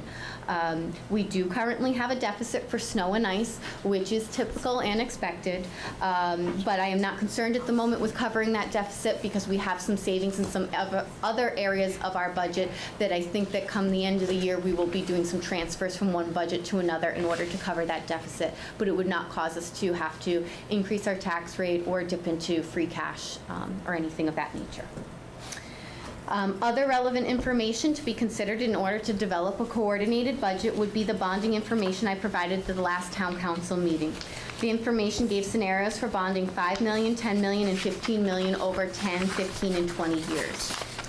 Lastly, I'd like to talk about the current fiscal 19 draft budget, which is page 6 of your packet. These numbers do include the governor's budget proposal, which is the most recent information on the cherry sheets available. And I did also include the increase in the fire department per the proposed phase-in plan that was approved in the fiscal 2018 budget process. So at that time, the fire department had provided what each year the phase-in would look like and therefore the relevant increases. So I took the increase that was on there for fiscal 19 and input it into here. Now, please do keep in mind that there might be a slight change with it because since that time, the fire department, I believe we are almost done finishing that union contract. So it might be a slight tweak for that, but otherwise it should be pretty close. I did provide examples of what our budget would look like with a proposed overall 1%, 2%, or 3% increase. And the number at the bottom, you'll see the balance. It's the sources less the uses. This is how much of the levy capacity we would not be taxing to. So, of course, we can go up higher than that if you wished, but that's to give you an idea of where we stand. You leave levy at 3% still? Is that what you're saying? Levy capacity at 3% still? Yeah, we'd still wow. leave it. We'd still leave it and still have some. All of that information to Gordon and Pete. Oh, okay, Yes. thank you. Thank you. Sorry, I shouldn't have gotten to you. Yes. That sounds good to me. And all of this information Don't spend 3%. is also We're not asking for 3. is also going to be available. I had sent this to LCAT ahead of time, so when this is shown, then everybody will be able to see all of these pages in the presentation. Very good. Thank you, Sarah. You're Appreciate welcome. Are there any questions at this point from anybody? And Greg still wants to know how much money he's going to get. No, and I was just asking about the levy capacity, if there's still capacity at 3%. And it was Yeah, there is. So There we is. wouldn't have to, and we're not even asking for 3, so. No, I don't. Yeah. Yes, there would still be a healthy amount. And as many of you know, I am a true accountant and I am conservative with my estimates. So we might wind up a little bit better, but I'd rather turn out better than turn out worse than my predictions. So I do stay a little bit conservative in my numbers. Is there some capital funding that? in those The numbers, capital too? funding that, yes, is in here. And then if we were to do bonding as we had proposed at the last one, it is incorporated in this. So this is without doing anything extraordinary compared to what we had offered at the last meeting. I feel that we are in very good financial shape right now. And still leaving free cash healthy? Yes, and still leaving 2.7 million currently in free cash for the rest of this fiscal Yep. year. Any free cash that we do not spend this year will carry over into next year's free cash, just like what happened recently. So presuming I don't take it all for OPEB, then we would still be in a healthy position. And every year, we do still have a bit of free cash that is generated anyway. Anything that is above my estimates becomes free cash, or turnbacks that might happen. So, for instance, if you planned to do, I'll give an example. We had budgeted to do regional dispatch at a halfway point. We are past the halfway point of the fiscal year, but that hasn't started yet, so therefore there will be extra money that will be turned back. Essentially, that difference goes into our free cash. So it's, at this point, I'm not predicting our free cash to be zero by any means next year. I cannot give you any more than that as a guess, but we are in a very good financial place right now. What was generated last year for free cash? Do you know? It was 2.7 or 8, somewhere around there. It's closer to 2.8. And we paid off a lot of our debt. Is that coming up? A lot of it? Yes, but we are still a couple of years away from a big dip in our debt payments. 2020. Yeah, and some of those wind up being debt exclusions that wind up Okay. coming off. So residents, so for those who don't remember, a debt exclusion is an addition to your tax rate. So you are able to charge over the $25 per thousand, but once the debt is paid off, that goes away. It's not a permanent increase. So when those come off, you're not going to see a fluctuation really in your true tax rate, but it does leave us capacity for other things, whether it's a multitude of items. Have we realized all the new positions that the charter requires? Are those all in place or at least funded? Not necessarily? I think just about everything. Good. Yeah. Just about everything. I can only think of They're all one set up. vacancy When they're right filled or now. not is it? Right, but we've built them in the budget this year. They're all right. It's still So it's not an It's addition still next year. funded, yeah. Still So everything, There I was can't some- think of anything not funded. There was a lot of shifting last year, so actually the budget that you're going to see this year, once again, is a little different than last year, and that was significantly different than the year before. The one vacancy that Sarah's thinking of is the planner position, but it's in the budget. It's already in the budget. So it won't You're not going to impact see the the... crazy percentage, like 400% increases. No, in you're not. You departments. shouldn't see much of that. You might see Well, we some did last because year, there's just a little bit of because shifting. The shifts There that still went might on in be the some. trades and whatever. Yeah. Yeah, but It was- it's Trade going to be personnel. significantly less this Oh, year. yeah. So it should be a bit more predictable for, And the this should average really settle, this year should really settle into the established organization that the charter envisioned. Mhm. It's been a year of a lot of moving parts. Right. And there's no departments looking for drastic changes that I know. I know the fire department went full-time and all that. That's all. Right. No, that's That's still all part of the phase-in, phase-in. That's all but part no, of being not that I'm phased in. aware Yeah, I of. Nope. Okay.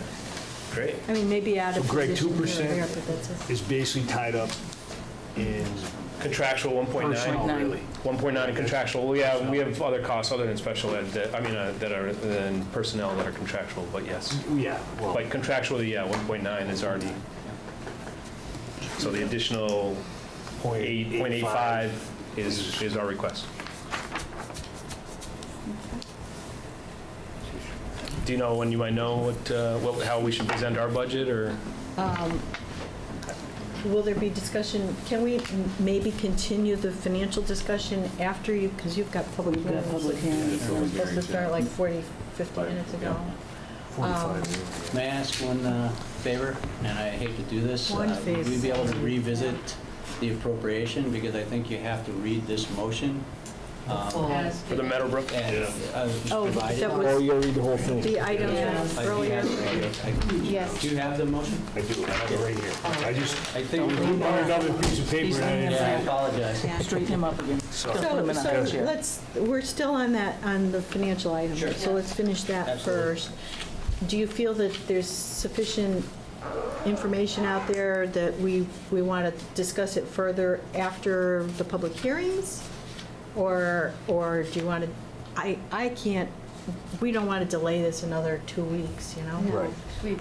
We have to get the budgets. I'm not comfortable making a decision right now. We haven't gotten enough information. I'm still asking for information, and getting information today that we're discussing tonight is not appropriate. I'd like to see it sooner. Okay. So then we don't need to continue it tonight? Right. Okay. Okay. So I'll get back to you as soon as I... Pretty quick. No. Couple weeks? Maybe, I wouldn't think maybe that we long. need to have a We're gonna have to special have a council meeting. Yeah. We may need Have to have another a special council Yeah. meeting. Okay. Okay. Thank you so much. Okay, thank you. Thank you. Brad, you wanna trouble you? We gotta do the motion, right? Yes, Sorry. we'll revisit. I don't want to get thrown out on a Back with technicality. the, all right, I move the town of East Long Meadow appropriate the amount of $2,796,805 for the purpose of paying costs of the capital project to replace the windows and doors at Meadowbrook Elementary School at 607 Parker Street, East Long Meadow, Mass., including the payment of all costs incidental or related thereto, which proposed the repair project will material extend the useful life of the school and preserve an asset that otherwise is capable of supporting the required educational program, and for which the town of East Long Meadow may be eligible for a grant from the Massachusetts School Building Authority, MSBA, said amount to be expended under the direction of East Long Meadow School Committee. To meet this appropriation, the treasurer, with the approval of the town manager, is authorized to borrow said amount under the Mass General Law, Chapter 44, or pursuant to any other enabling authority. The town of East Long Meadow acknowledges that the MSBA's grant program is a non-entitlement discretionary program based on need as determined by the MSBA, and any project cost the town of East Long Meadow incurs in excess of any grant approved by and received from the MSBA shall be the sole responsibility of the town of East Long Meadow. Provided further that any grant that the town of East Long Meadow may receive from the MSBA for the project shall not exceed the lesser of 1/55% of eligible approved project costs as determined by the MSBA, or 2, total maximum grant amount determined by the MSBA, and that the amount of borrowing authorized pursuant to this vote shall be reduced by any grant amount set forth in the project funding agreement that may be executed between the town of East Long Meadow and the MSBA. Any premium received upon the sale of any bonds or notes approved by this vote, less any such premium applied to the payment of costs of issuance of such bonds or notes may be applied to the payment of costs approved by this vote in accordance with Chapter 44, Section 20 of the general bylaws, thereby reducing the amount authorized to be borrowed to pay such costs by a like amount. That was easy. Okay. All right, you made a motion, second? It's moved and seconded. Any further discussion? All in favor? And then I just on that technical note need to close out my school committee meeting, so I'll just need a second on that. So if I can have a motion to adjourn? So moved. Second. Any further discussion on that? Okay, hearing none, all those in favor, please say aye. Aye. All those opposed, nay. And that carries forward. Thank you. Thank you very much.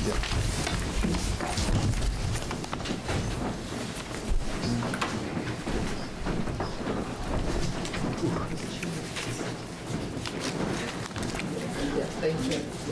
Good night, all. Thank you. Good night, Pam. Good night, Gordon. Good night.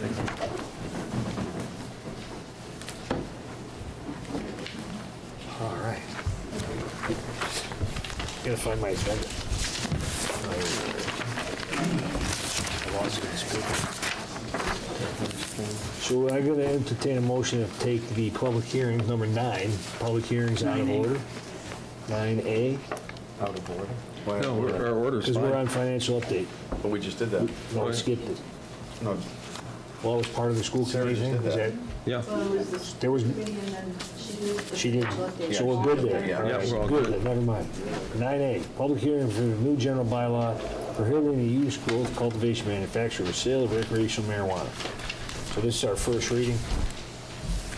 All right, Mike, you have the, Okay. Under definitions, manufactured to compound. Tom, you gotta read the notice, right? Sorry, Mike.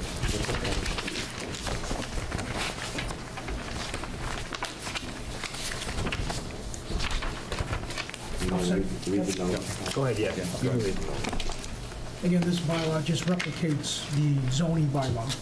And it's recommended by the interim planning director to the general bylaw makes sense.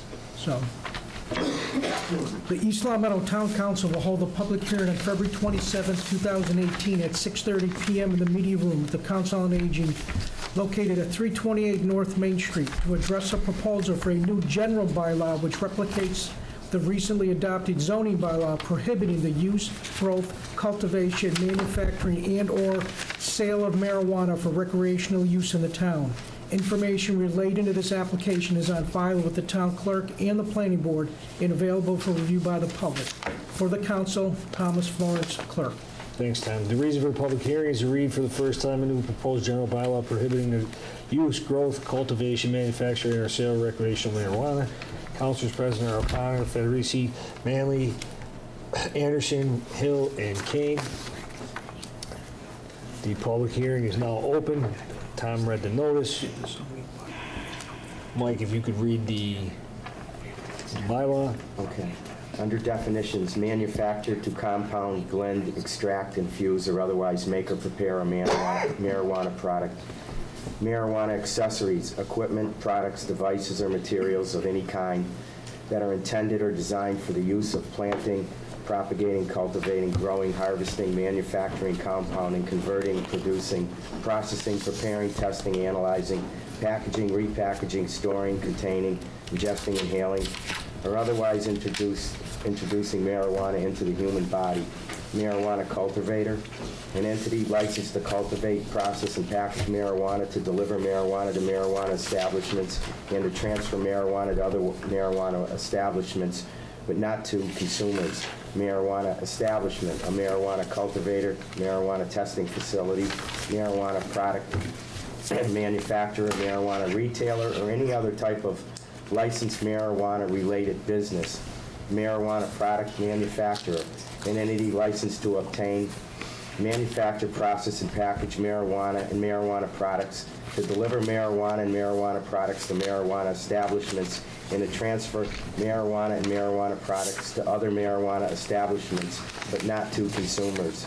Marijuana products, products that have been manufactured and contain marijuana or an extract from marijuana, including concentrated forms of marijuana and products composed of marijuana and other ingredients that are intended for the use or consumption, including edible products, beverages, tropical products, ointments, oils, and tinctures.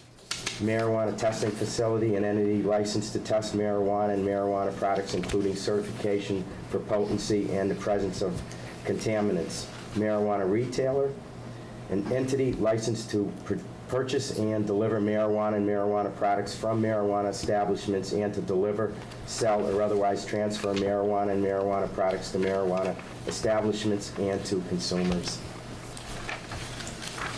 The end. That's it? Good? That's the end. And that's what's happening. Came around the word marijuana. Yeah. So now, is there any public input? No. All right, that was easy. So this one will actually continue to our next meeting to do the second reading for March 13th. And what time do we continue until time? 6:50. March 13th at 6:50. All right. Moving on. Kevin, should you take a motion? We have to. Yeah. Oh, you just did? Well, we got to do it now. Oh, yeah.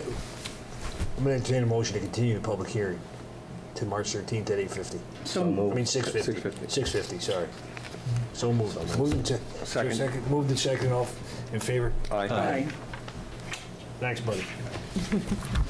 All right. We have our second one, which is the continuation of a public hearing for the creation of a mixed-use district from Industrial Garden Park District for parcel at 1838, 330 Chestnut Street. This is the second reading. So the reason for this public hearing is to read for the second time a new proposed bylaw for the creation of a mixed-use district from Industrial Garden Park District for parcel 1838-0, 330 Chestnut Street. Council members O'Connor, Federici, Manley, Anderson, Hill, and Kane. At this time, I'm going to open the public meeting and have the clerk read the legal notice into the record.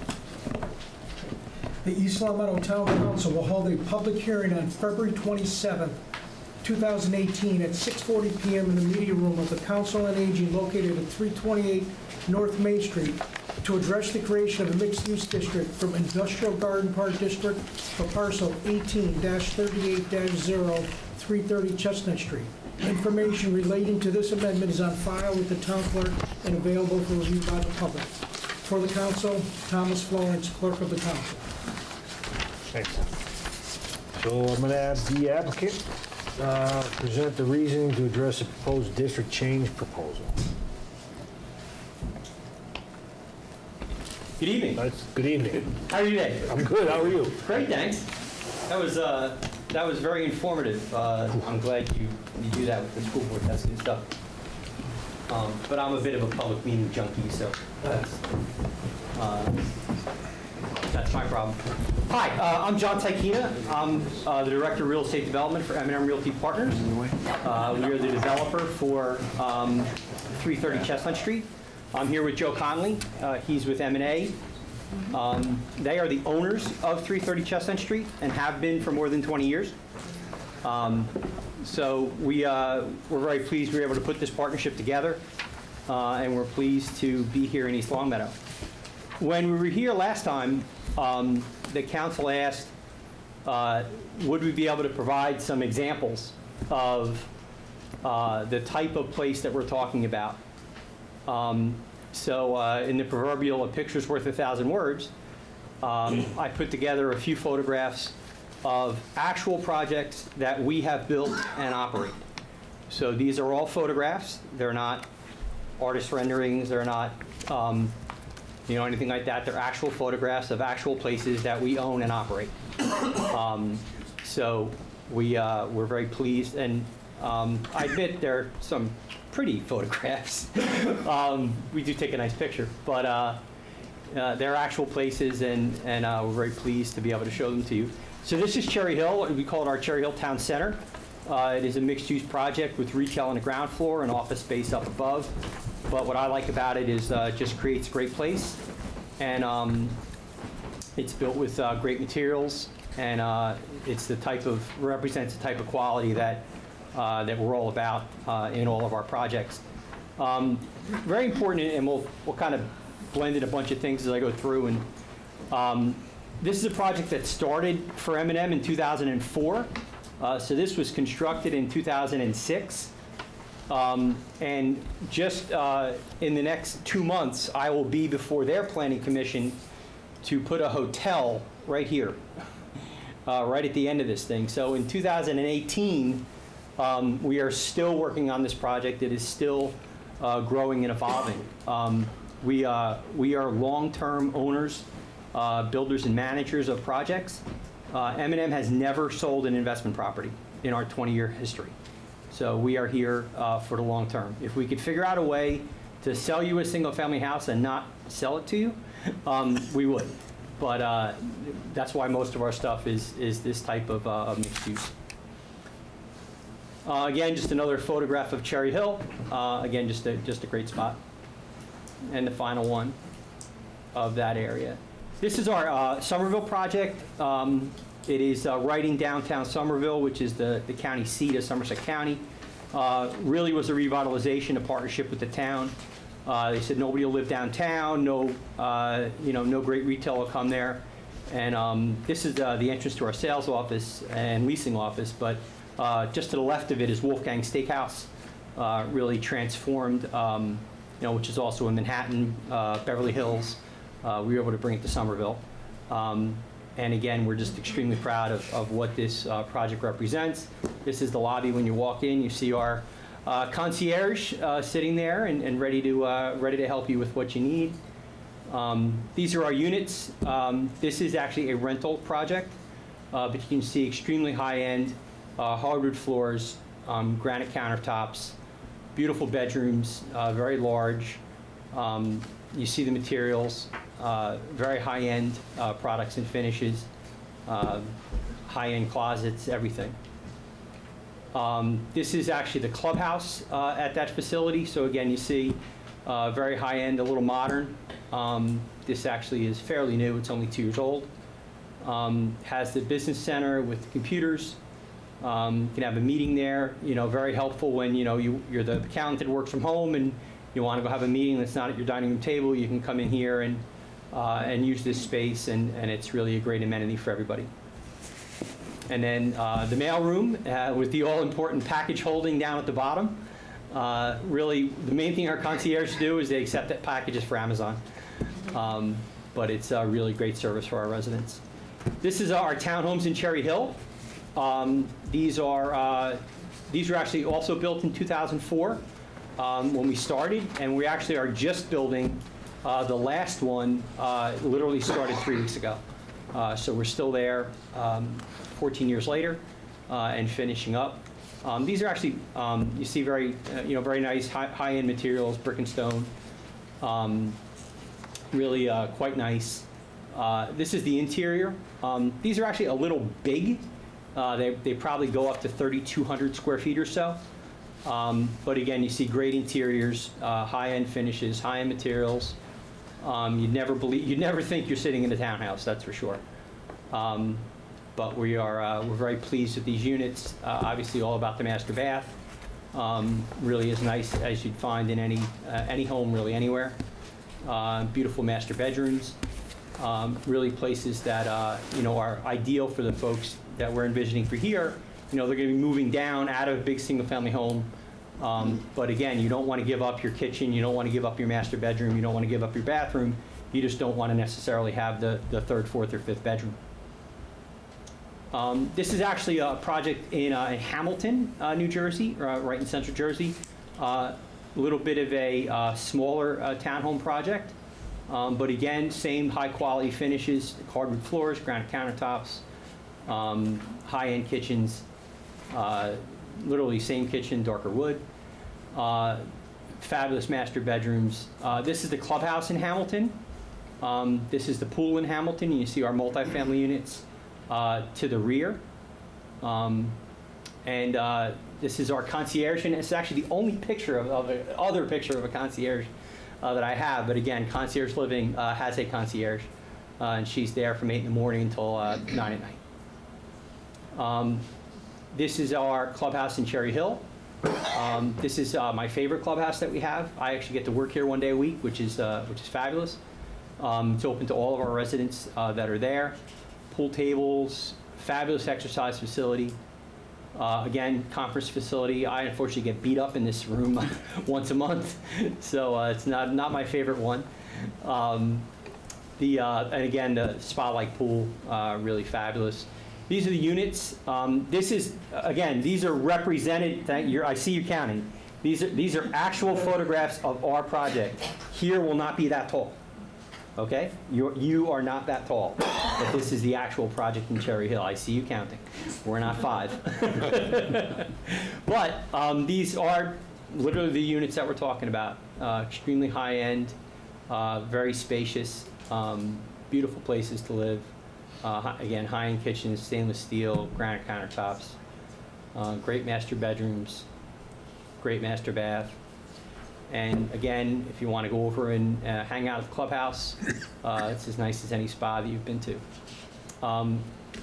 So that is, they are the pictures worth 1,000 words. What we did over here was we kind of took Chestnut Street and we took what that type of unit might be as a mixed-use building in the front, and we kind of dropped it onto Chestnut Street. You see the 100-foot setback, so again, it is very far back from the road, much different from the photographs that you see here, but not uncommon with our projects such as Fairways or the Edge at Mattawan, where we do have some parking in the front for the retail. But you see 4 stories, combination of brick and siding. The target is New England quaint, if you will, as architecture. But the unit types, the high-quality materials, all of that will be here, and we're really excited about it. A couple of things to kind of put some issues out there right away, and kind of responding to some of what the school board talked about and some things. So you talk about school-age children, and again, a picture is worth 1,000 words, and a count is worth just as many. So in Cherry Hill, we have 287 units overall. In our multifamily, we have 112. In those 112 units, we have 3 children. In the balance of the 287 minus 112 is 165. In the balance of the 165, we have another 9. So again, it is much closer to 1 and 2%, not the 12%. In Hamilton, that we talked about, and again, I was just down there getting another approval, we have 299 units occupied. We have 7 children, school-age children, kids going to school, school-age children, getting on the bus every day. So again, much closer to 2.5%, 3% than the 12% that you gentlemen talked to. And I understand 12% is a normal, demographic to what happens, you use to project it. These units are different, and they're different for 2 reasons. Reason 1 is it's a mixed-use environment. And in a mixed-use environment, you just get a different type of resident.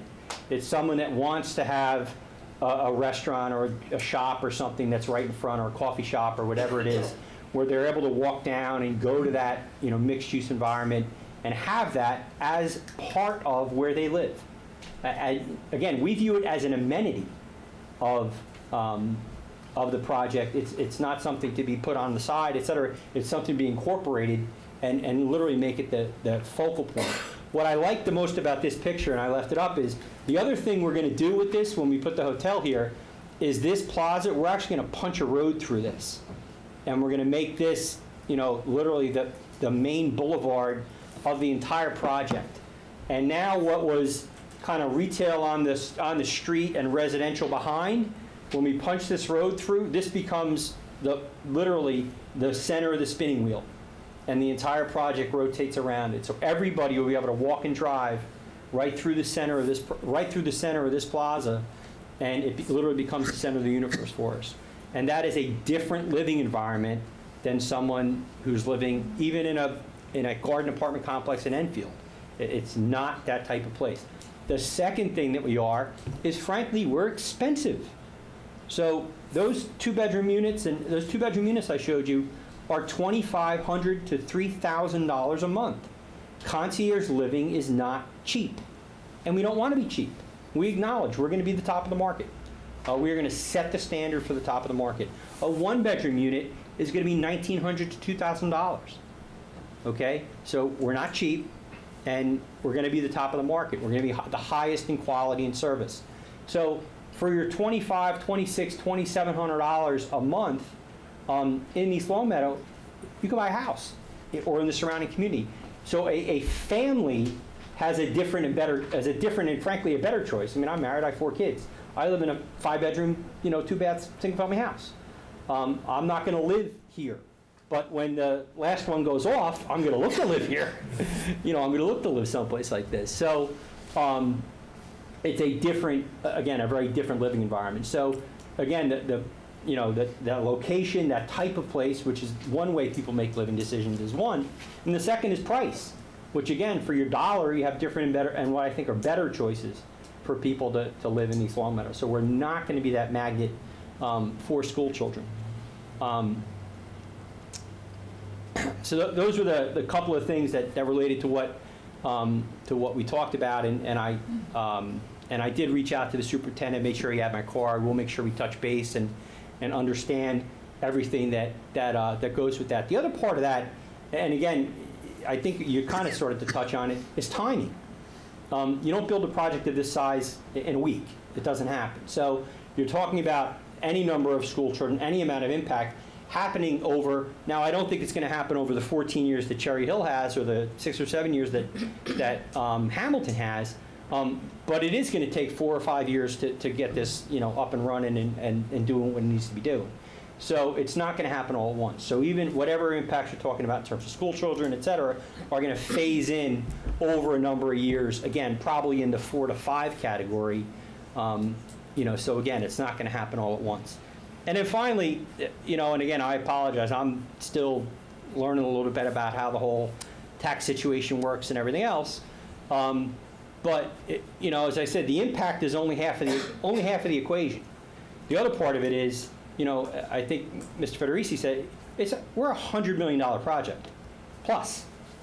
okay? So you're all doing the tax number, and you're counting, guess what, you're all doing that, counting that number in your head too. So we are going to be a significant taxpayer in the town of East Long Meadow. And so, yes, we may have some impacts in terms of school children, whatever it is, but they come with $1 million, plus to pay for it. You can hire a lot of teachers for $1 million. You can build a lot of classrooms for $1 million a year. So again, it's kind of the other side of the equation. So I think I just saw, on your website, you're at about $1.9 billion in overall taxable rateables in the town. Well, we're going to put you over 2. We're going to be 4 or 5% of your tax base in one property. And that's, the other side of this. And and fortunately we have low traffic and, all the other low impacts that, come with this type of mixed-use development. So we're very excited about it. I'm sorry I've been kind of babbling at you here for, for a good 10 minutes, but I had the benefit of them talking to us, so I wanted to be able to put that out there. Do you have any questions?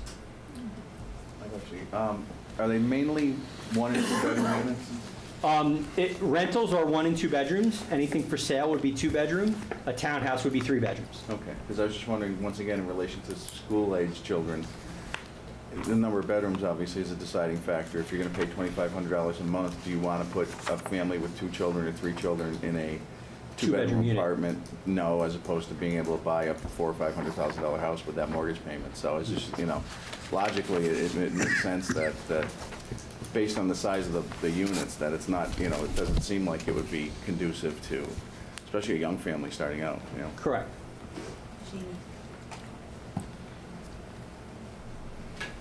Do our best working. George, you wanted to say something. No, I had sent the council the results of our discussions at the planning board meeting last week. Basically, the 3 major issues that I understand the council was concerned about. One was the big one was whether it should be under special permit or under site plan. There were 3 members of the planning board there, and basically we agreed that we didn't care one way or the other.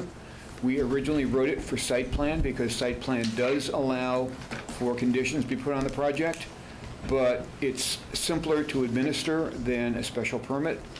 It gives a little bit more flexibility, but it's up to the council to make that decision. If they would prefer to go with a special permit, we have no objection to that. Likewise, on the parking, we had agreed with the original 1.5 spaces per unit. I understand it's gone back and forth between 1 per bedroom and 1.5 per unit. We were comfortable and still are comfortable with the 1.5 per unit. However, if the council feels that they want additional parking, then again, you have the right to amend this as you will. The third issue, as I understand it, was whether it should be 20 or 40 acres as the size of the minimum lot area. The thought being that at 20 acres, it could be divided and put to 2 projects, which would allow 2 large stores rather than just 1. Planning board really doesn't care. If you'd like to make it 40 acres, it would be fine by us. We have no objection to that. We went with the 20 acres originally because we felt that if another project were to come in, there probably isn't another 40-acre parcel in town that would be appropriate for this. But if the council feels that 40 would be a better control of number of projects and type of retail that goes in there, then we're happy with that. The point that I made in the memo is that planning board has closed their hearing, and so we cannot amend what we sent you without having another hearing. However, you can amend this under the charter, and if you choose to do so, that's fine by us. We're not taking it personally. Seriously. We want what's best for the town. I'd love to see that parcel, personally, would love to see the parcel developed. And I'd also just like to point out that what we're discussing here is a bylaw. We don't have a project yet before us at this point. we're talking about a bylaw that might enable a project to go in. Correct. Okay, so we need to distinguish between the specifics of a project, which at this point is speculation, and the bylaw itself, which is the enabling legislation. So. Thanks. Mr. Chairman? Thank you very much. We appreciate that you took us up as quickly as you did, and that was very helpful. I'll address the issues in kind of reverse order. 20 acres, 40 acres, doesn't matter to us.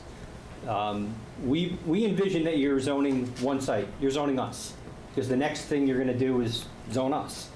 So we think you're already kind of looking at our site specifically, and that's, you know, sufficient to have that amount of detail that you need to have, and to consider the appropriateness of, you know, zoning our site for this use.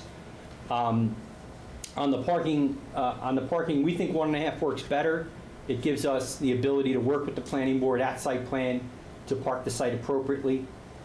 Fortunately or unfortunately, most of our projects are the parking is utilized about 50%.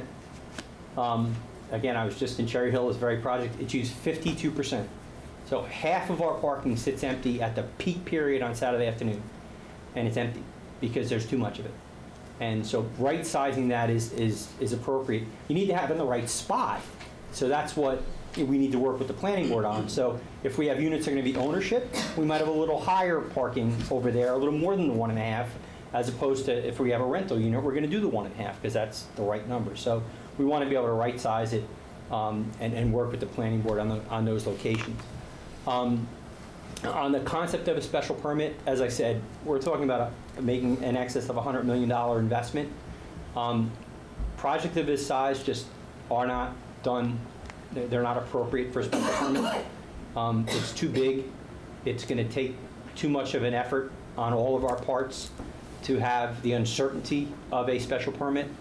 When we were working with the planning board and with planning staff, one of the things we had originally started was going to be an overlay. We were looking at different things, and we were talking about how to preserve the existing use, all these types of things. And the planning board and the planning staff came back to us and said, no, we need some certainty that we know this project is going to be, this mixed-use zone is going to be this project, and it's going to happen. And that's why we want to zone it to be mixed use. And we said, okay. And the property owner gave up. You know, is going to, you know, once you say boom, they're not industrial anymore. Their existing multi-million-dollar asset is now a non-conforming use. Admittedly, we're about to rip it down, but still, an existing multi-million-dollar asset is going to be a non-conforming use. That's a significant thing for our property owner. So we said, okay, you want certainty that it's going to happen, so do we. And once we kind of gave up the existing use, we went away from the overlay, we said, okay, we all need certainty. The best way for certainty is zone it for mixed use and zone it as a permitted use. Now, the things that are special permits elsewhere in town, certain restaurants, there might be one other thing, are special permits in this zone. We didn't want to be any different in that regard than everything else in the rest of town. So if we want to have a restaurant's a special permit. We agree that everywhere else in town, that's the level of scrutiny for that. But we think that, like everywhere else in town, those zones have permitted uses.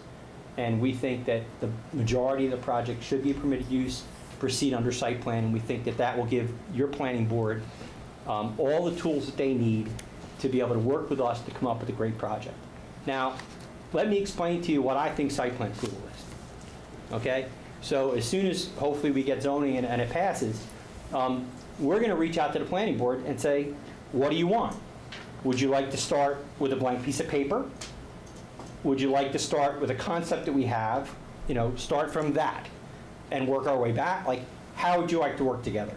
And then we're going to set up a series of work sessions at their meetings, and we're going to say, hey, this is what mixed use looks like, this is what some parking looks like, this is what some townhouses look like, how do we put them together? And we lay them on a table with some trace paper and crayons, and we work together to come up with a project that everybody thinks is going to be great.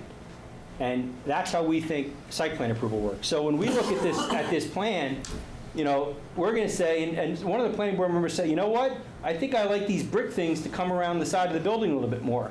Or I think that this material here should be white, not tan. I think the cornice should be, and we're going to say, okay, that sounds like a good idea. And okay, yeah, we're going to work with that. And they say, you know what? We think there should be a hedge in front of this parking, or maybe a little tiny brick wall. And we're going to say, yeah, we think that's a good idea.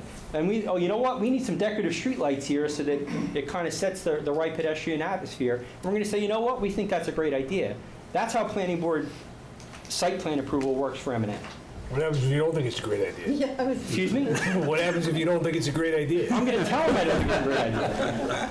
We'll find a compromise. We're going to, we're going to work with them and come up with a project that at the end of the meeting, their turn when they go to vote on the plan, the next words out of their mouth are, how fast can you build it? Okay, because it's a project that they think is going to be great for the town. And that's how we're committing to you that we're going to work. And again, I say this all the time. I need to stand in front of either this board or that board 25 more times. Okay? I'm going to go through site plan approval. I'm going to have different site plans. I'm going to have my special permit for my restaurants. I'm going to have a sign I need. We're going to need to talk about sewer or water or whatever. I need to come here 25 more times. Okay? I have to work with you. Okay? Because his only piece of property is in East Longmeadow. He's not going anywhere. He can't pick up and leave and go somewhere else. We're not fly-by-night developers that, it didn't work, okay, forget about it. Cancel my contract, I'm out of here. That's not how we work. Okay, we are in East Longmeadow for the long term. I already say I'm working for my boss's kids. Fortunately, they're nice and smart, and I think they're going to like me. But, we're here for the long term. And so we are going to work with you. We have to work with you. It is in both of our interests, and that's when this works best. That's when this works best. So I know that the concept of special permit, I would implore you, please, leave it as its own thing, and we'll work through site plan to make it great. And that's the best way to do this, because this does not work as a special permit. It is too uncertain. We can't finance it. We can't plan it. It is too fraught with uncertainty. And when we were going through the process with the planning board, they said they wanted certainty. And Joe said he agreed. We agreed to it. And that was important. So again, that is a very important issue for us, and we'd ask you to please keep it as proposed. And again, we commit to you, we are going to go through site plan and make it great. Thank you. Why did you pick East Longmeadow? Joe owned property here. We had the property. It was a long time. His committed, and we searched as we spoke to the prior planning board and to the prior elected officials, and we took the time to go look for a partner that had the same values that we did and had the same commitment. So we've had the property now, I think it's going on 22 years, and I've been associated with it now for just coming on about 20 years in my portfolio, working for the family. And so it's been a buy and hold. I have a much longer relationship with Safe Massachusetts. I was a guest of the U.S. government at Fort Evans doing my training there many years ago. So, but that's the philosophy of our company. It's a buy and hold. And his boss and my boss are friends, and they're partners in other ventures, and they socialize together. So when we hear about the project is 4 o'clock Saturday afternoon when they're together at some event or whatever it is. So again, it's personal for both families. So now I'm going to open it up to the public, if anybody has anything to say. Marilyn? That's all right. I don't need to sit. I'm so fired up, I'm going to stand. First of all, do we need to hear a reading of the public of the bylaw for the second reading? I mean, to satisfy the charter, do we need to read through the whole bylaw a second time? Do we? I don't know. I'm asking the question because procedurally, I don't want us to make a mistake. That being said, at the prior public hearing, I spoke about things of the bylaw that I was concerned about, and I'm very impressed with what I'm hearing from the developer in terms of your proposal or your future proposal. But we need to go back to what George Kingston said. We're talking about a bylaw for any project for our town, not just for M&M out of New Jersey. And I was passionate about a special permit 2 weeks ago, and I am equally as passionate tonight. A mixed-use development is made up of a planned business development and a planned unit residential development, conceivably. You're bringing these two uses together, and both of those uses are required in East Long Meadow separately to have special permits. You shouldn't be afraid of a special permit. If you are, I question why you're afraid of a special permit. The town has worked previously to try to minimize the bureaucratic steps that our developers have to go through when bringing a project to town. And we have basically created a section in our bylaws so that the night that you have your site plan review hearing, you also have your special permit hearing. They're dealt with concurrently. Same players, you don't have to hire your team to come over one night. And so you deal with the issues all in one sitting. Special permit protects our town, and this bylaw has so many things that aren't there. We don't know what the definition of a townhome is. We don't know what the definition of a condo is. We hear one-bedroom, two-bedroom apartments. We saw beautiful pictures, but there's nothing concrete in this bylaw if another project comes to town. They talked about parking, planned unit residential, 2 spaces per unit, which is basically 1 space per bedroom. I mean, there are ways to make the town feel more comfortable. Special permit makes us feel more comfortable. Site plan review makes the developers feel more comfortable. I just feel that there are still questions. How many apartments are you going to build versus how many condos versus how many townhomes? We don't know. And so the special permit would give the planning board more latitude to finesse their way through this with another developer, perhaps, not necessarily with this developer. So those are my thoughts. I thank you for listening again. I really believe that special permit should be part of this process. It's a huge process. And if you're afraid of it, I question why. Thank you. Thanks, Mary. Thank you. If I might clarify, planned unit residential does not require a special permit. Yes, it does. Planned unit residential requires a special permit. PUR is a zone, okay? And it's under special permit. No, it's not. Yes, it is. Tell me where it is. I will. Let's not argue, George. It's not. On the other hand, the planned business is not a zone, it's a use in the business and commercial zones. So that was under special permit. That's the Rockies Plaza, because it was done as a use, not as a zone. But planned unit residential allows, for instance, multiple dwelling town properties by right. Multifamily, it does not allow multifamily dwellings, but it does allow multi-dwelling town property by right, not by special permit. So just to clarify that so that the council's aware of that.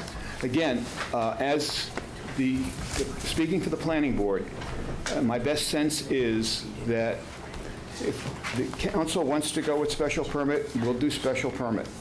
But we also feel, we know that we can put conditions on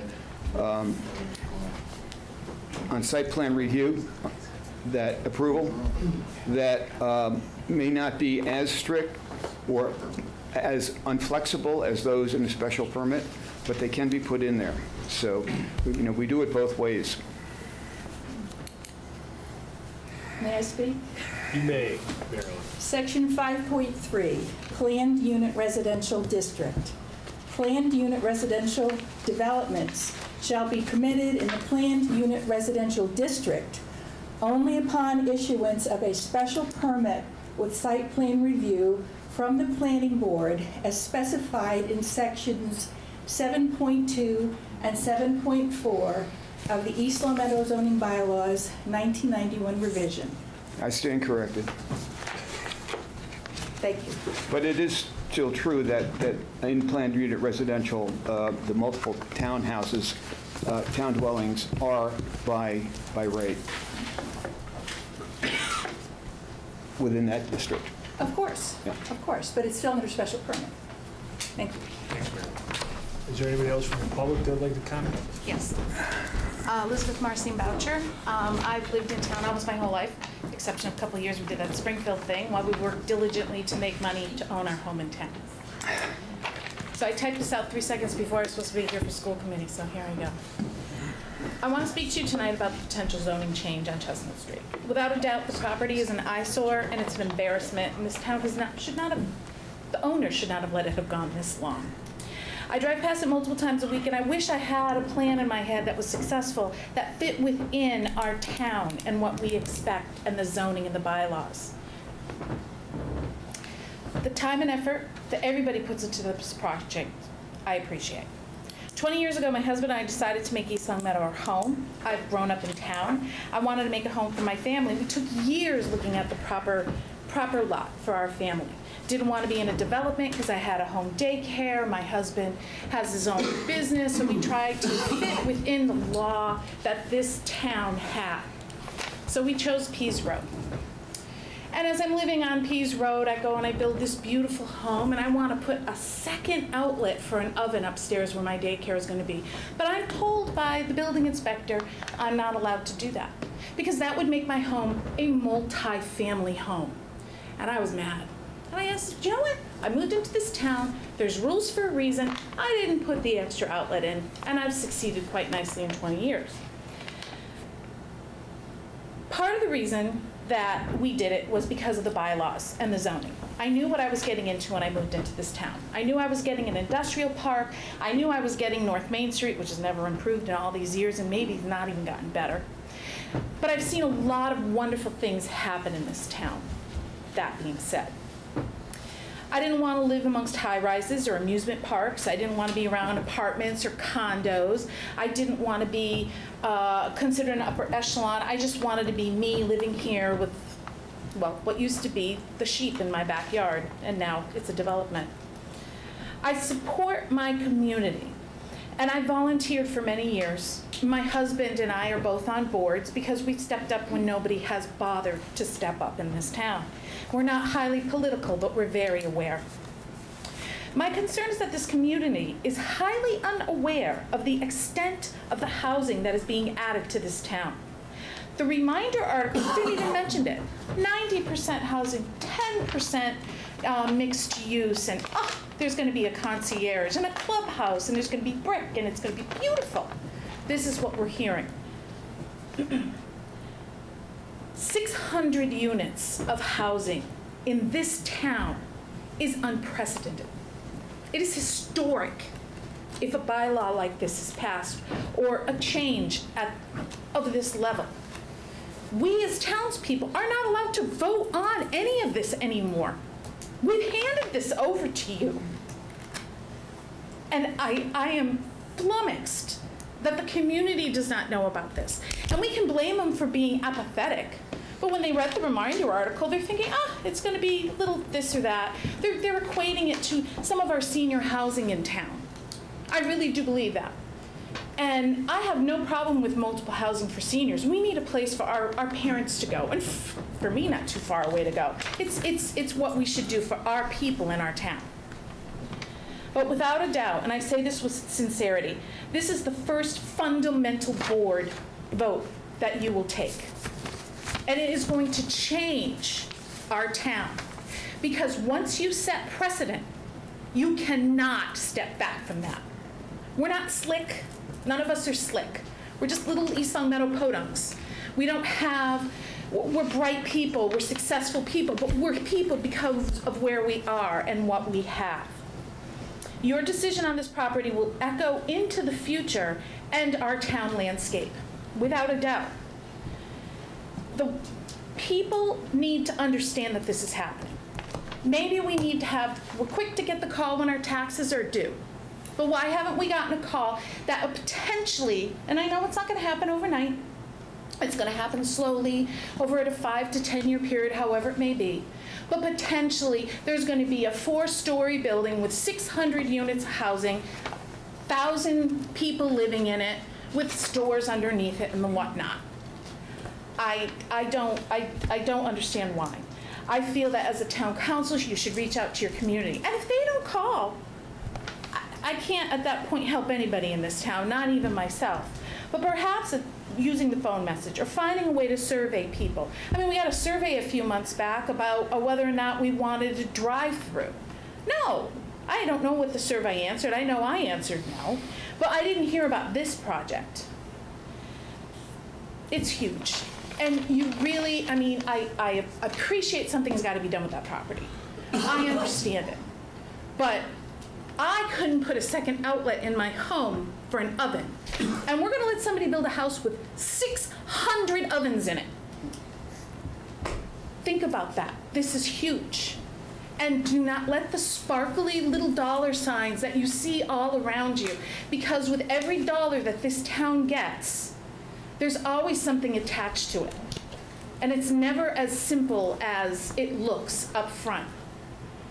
We have been a conservative town. We have always been a conservative town. We have never needed, and we always want more money. But we don't need to sell our souls. I don't know what to say. I want something to be done with that property, but I do not want to see housing like that go in. And I won't even get to, unless you have a crystal ball, you do not know how many children are going to move in. So, thank you very much. Thank you. Anyone else? Just a few questions. In regards to the package machinery land. You have to come up and identify yourself. Sorry. Jim Barton, Sky Farms Drive. Thank you. Regarding the property itself, the package machinery, are they developing the entire land, so they're buying the entire property? Is that correct? They own it. They own it. Okay, they own it, okay. Number two is, in regards to retail, what type of retail are we talking about? That's a better question for you to answer than me. That's fine. Always through the chair. Service retail, restaurants, to serve the local community. Okay, all right. Restaurants, retail, personal service, your hair salon, coffee shop, that type of thing. Okay, all right. And just one other, just my own personal opinion, I'm all for this. My son played soccer down in that field years and years and years ago. And that land is sat there for sale for how many years, and nobody has tried to purchase that land because it's probably polluted with chemicals and things like that. And I think this would be a nice change for this town, where when I'm retired, but when I want to sell my home, that I could get onto a property like this and stay in town in East Long Meadow. Thank you. Thank you. Ralph? I'll come next time. Ralph Page, 306 Prospect Street. The first question I have is, Jessica had sent me some updates with adjustments after the last town council meeting. Are those currently what we're looking at for the proposed bylaw? No. Who's saying no? So, meaning that they've been sent back, but no amendments have been voted on yet?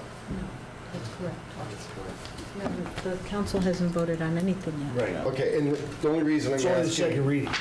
Yeah, no, I understand that, but they've made some adjustments on here that are highlighted in red, including some of the parking adjustments. They're just suggestions at this point to the council. Okay. Based on the suggestions then that are on this is what I'm going to be talking about. Obviously, we both know that it's not set in stone yet. The parking was adjusted from 1.5 per unit to 1 per bedroom. I'm all for that. If you read through the bylaw, it specifically says that the planning board can opt to reduce the number of parking spaces if needed. So my thought is you ask for more, and then if you look at it, you have space for it, you say, well, maybe let's put 50% in now, but there's space so that if we need more, then we add it.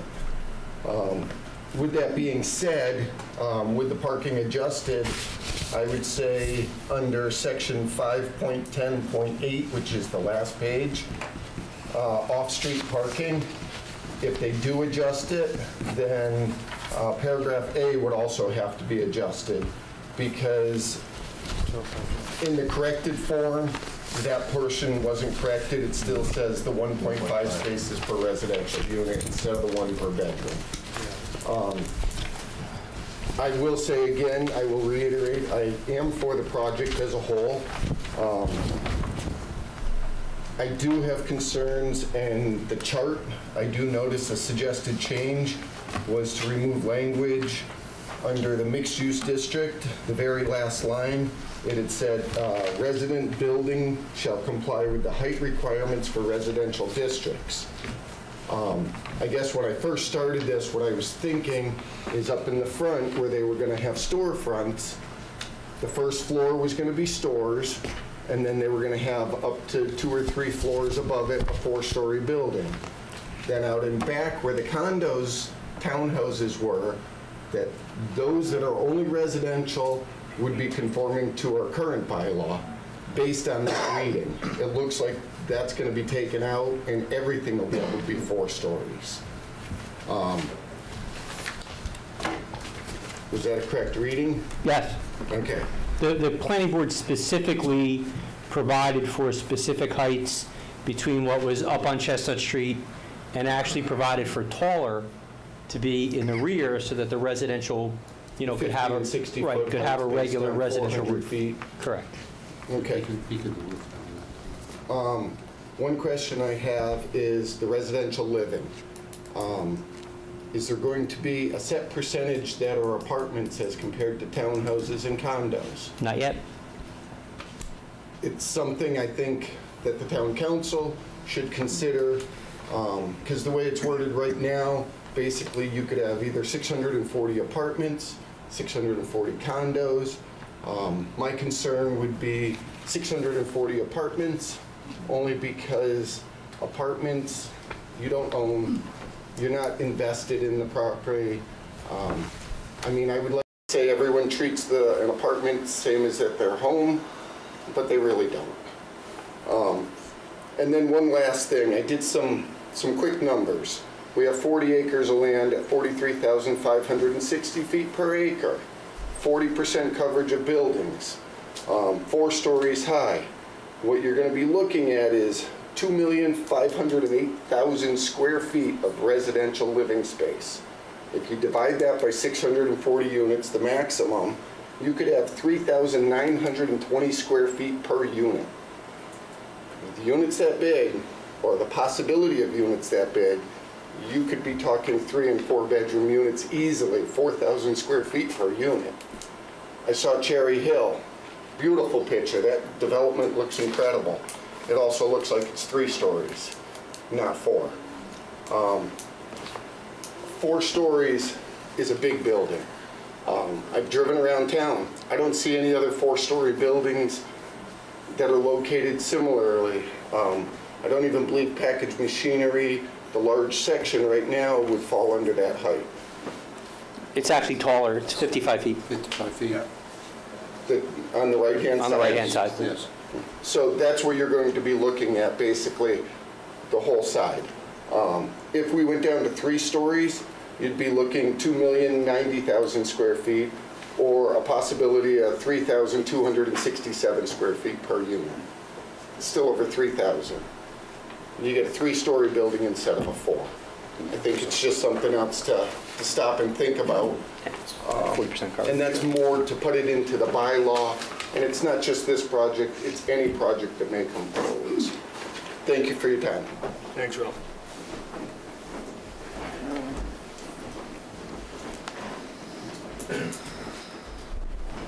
Hi, my name is Jim Garvey. I've been a resident of East Long Meadow for roughly 40 years. In my current house, probably 25 years. My wife and I are empty nesters, or soon to be.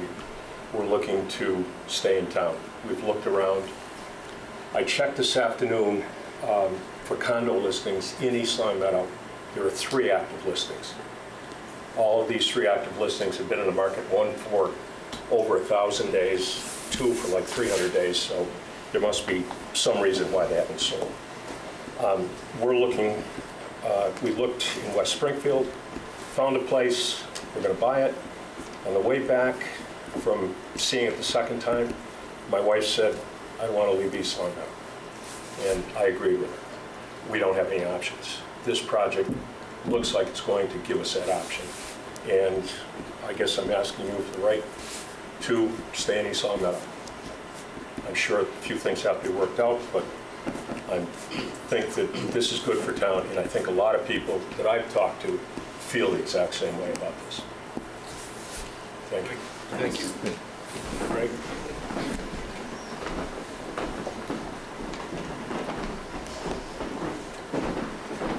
Greg Thompson, Porter Road.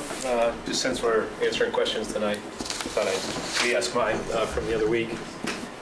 So just asking about the saturation of the housing market, if this adding 600 units is going to saturate our housing market, what it might do on traffic, specifically to the Rotary, to add 1,000 residents, and then to other businesses in town, restaurants that are currently existing.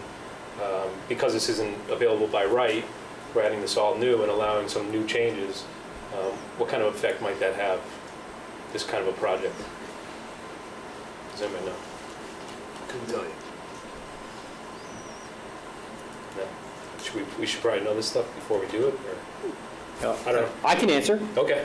I don't think it'll have any impact on the existing housing market because this product doesn't exist. It is not a comparable in the market, and it's going to appeal to a different market than your current housing market appeals to. So your current housing market's going to continue along just like it has for us in Cherry Hill and Hamilton and Matawan and Somerville. And again, when you introduce a new product into the market, you bring in new users.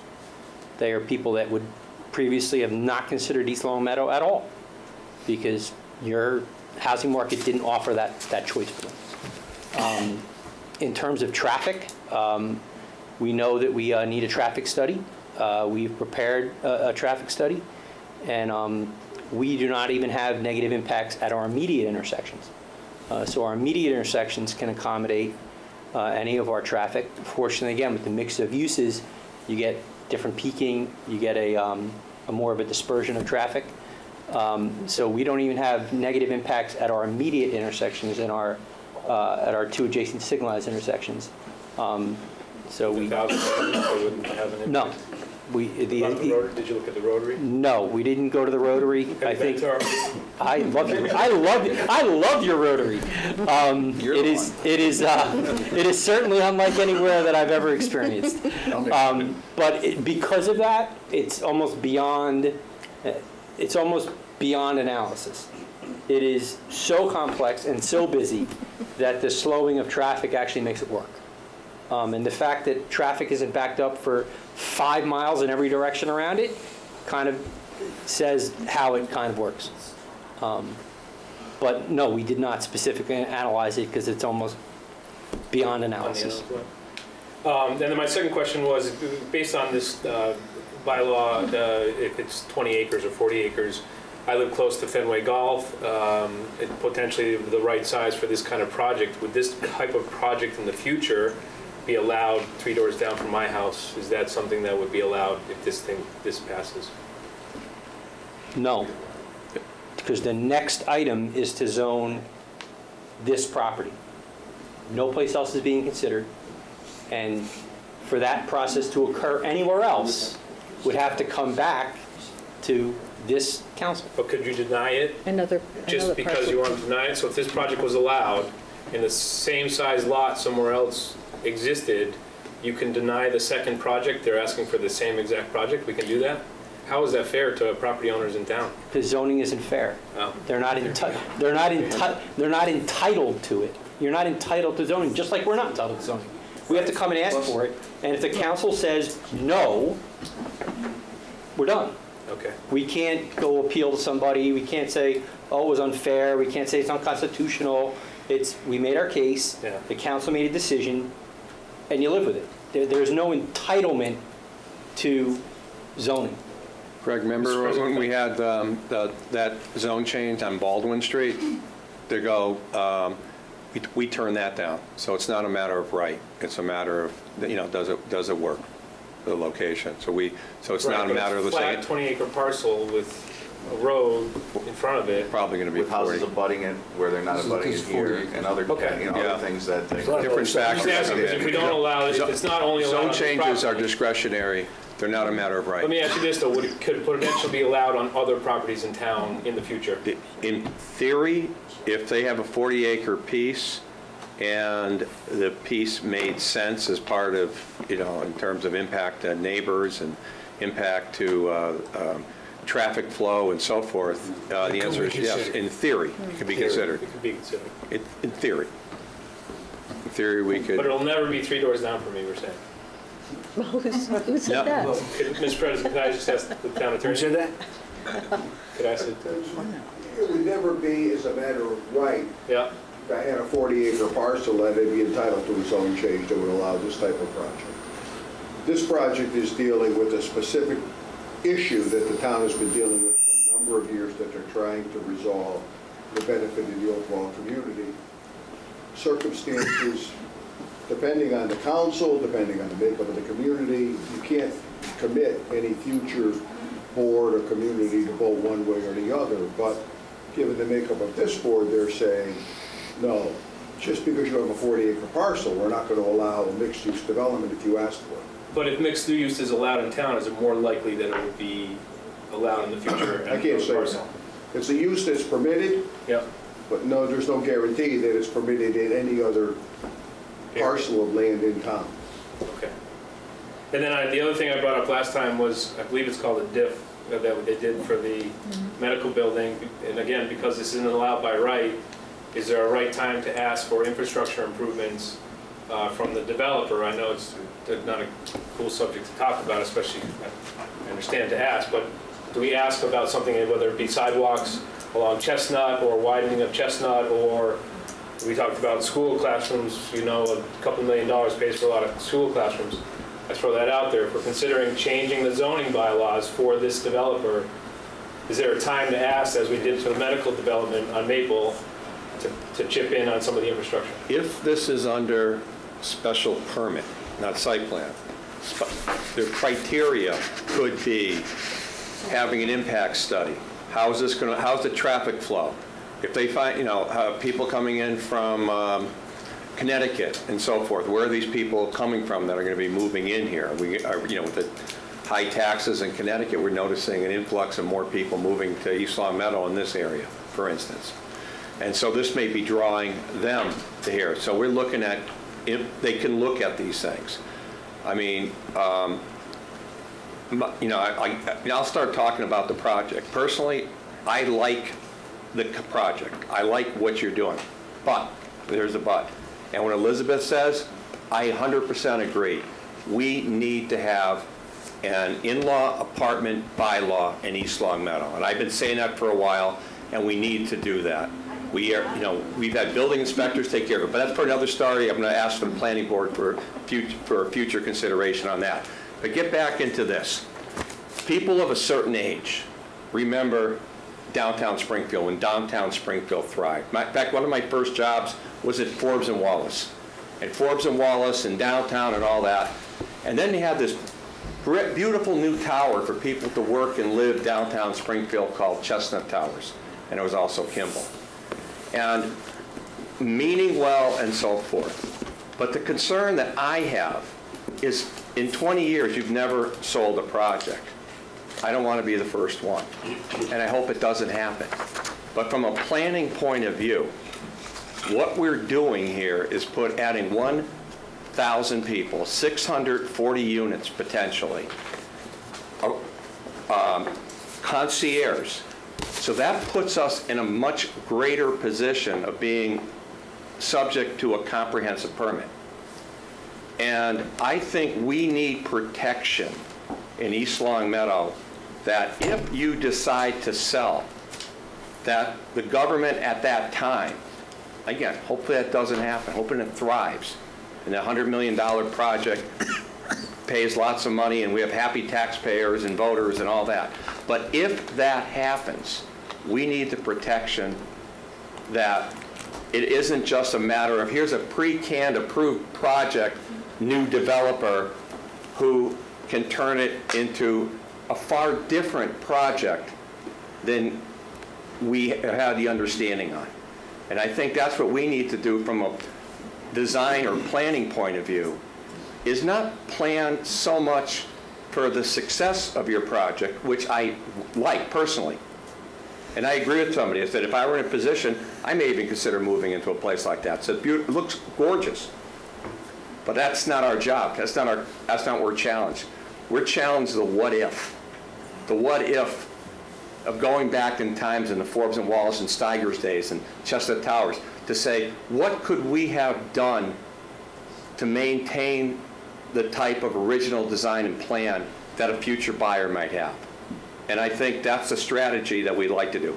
Make it work, hope it works, but from a planning point of view, be prepared for that we're that number one in 20-something years that you end up selling, and that we're protected. And that's what I think we're challenged to do. Anybody else?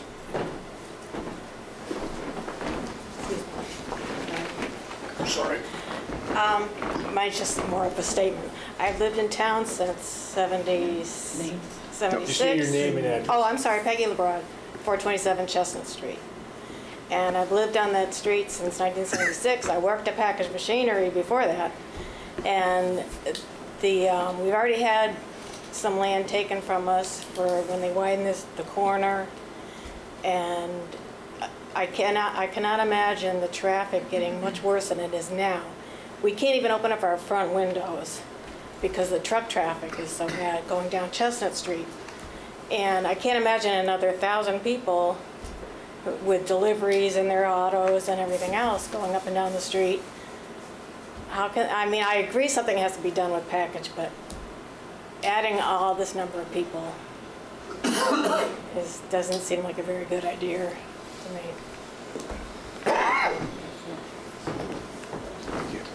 Thank you. Anyone else?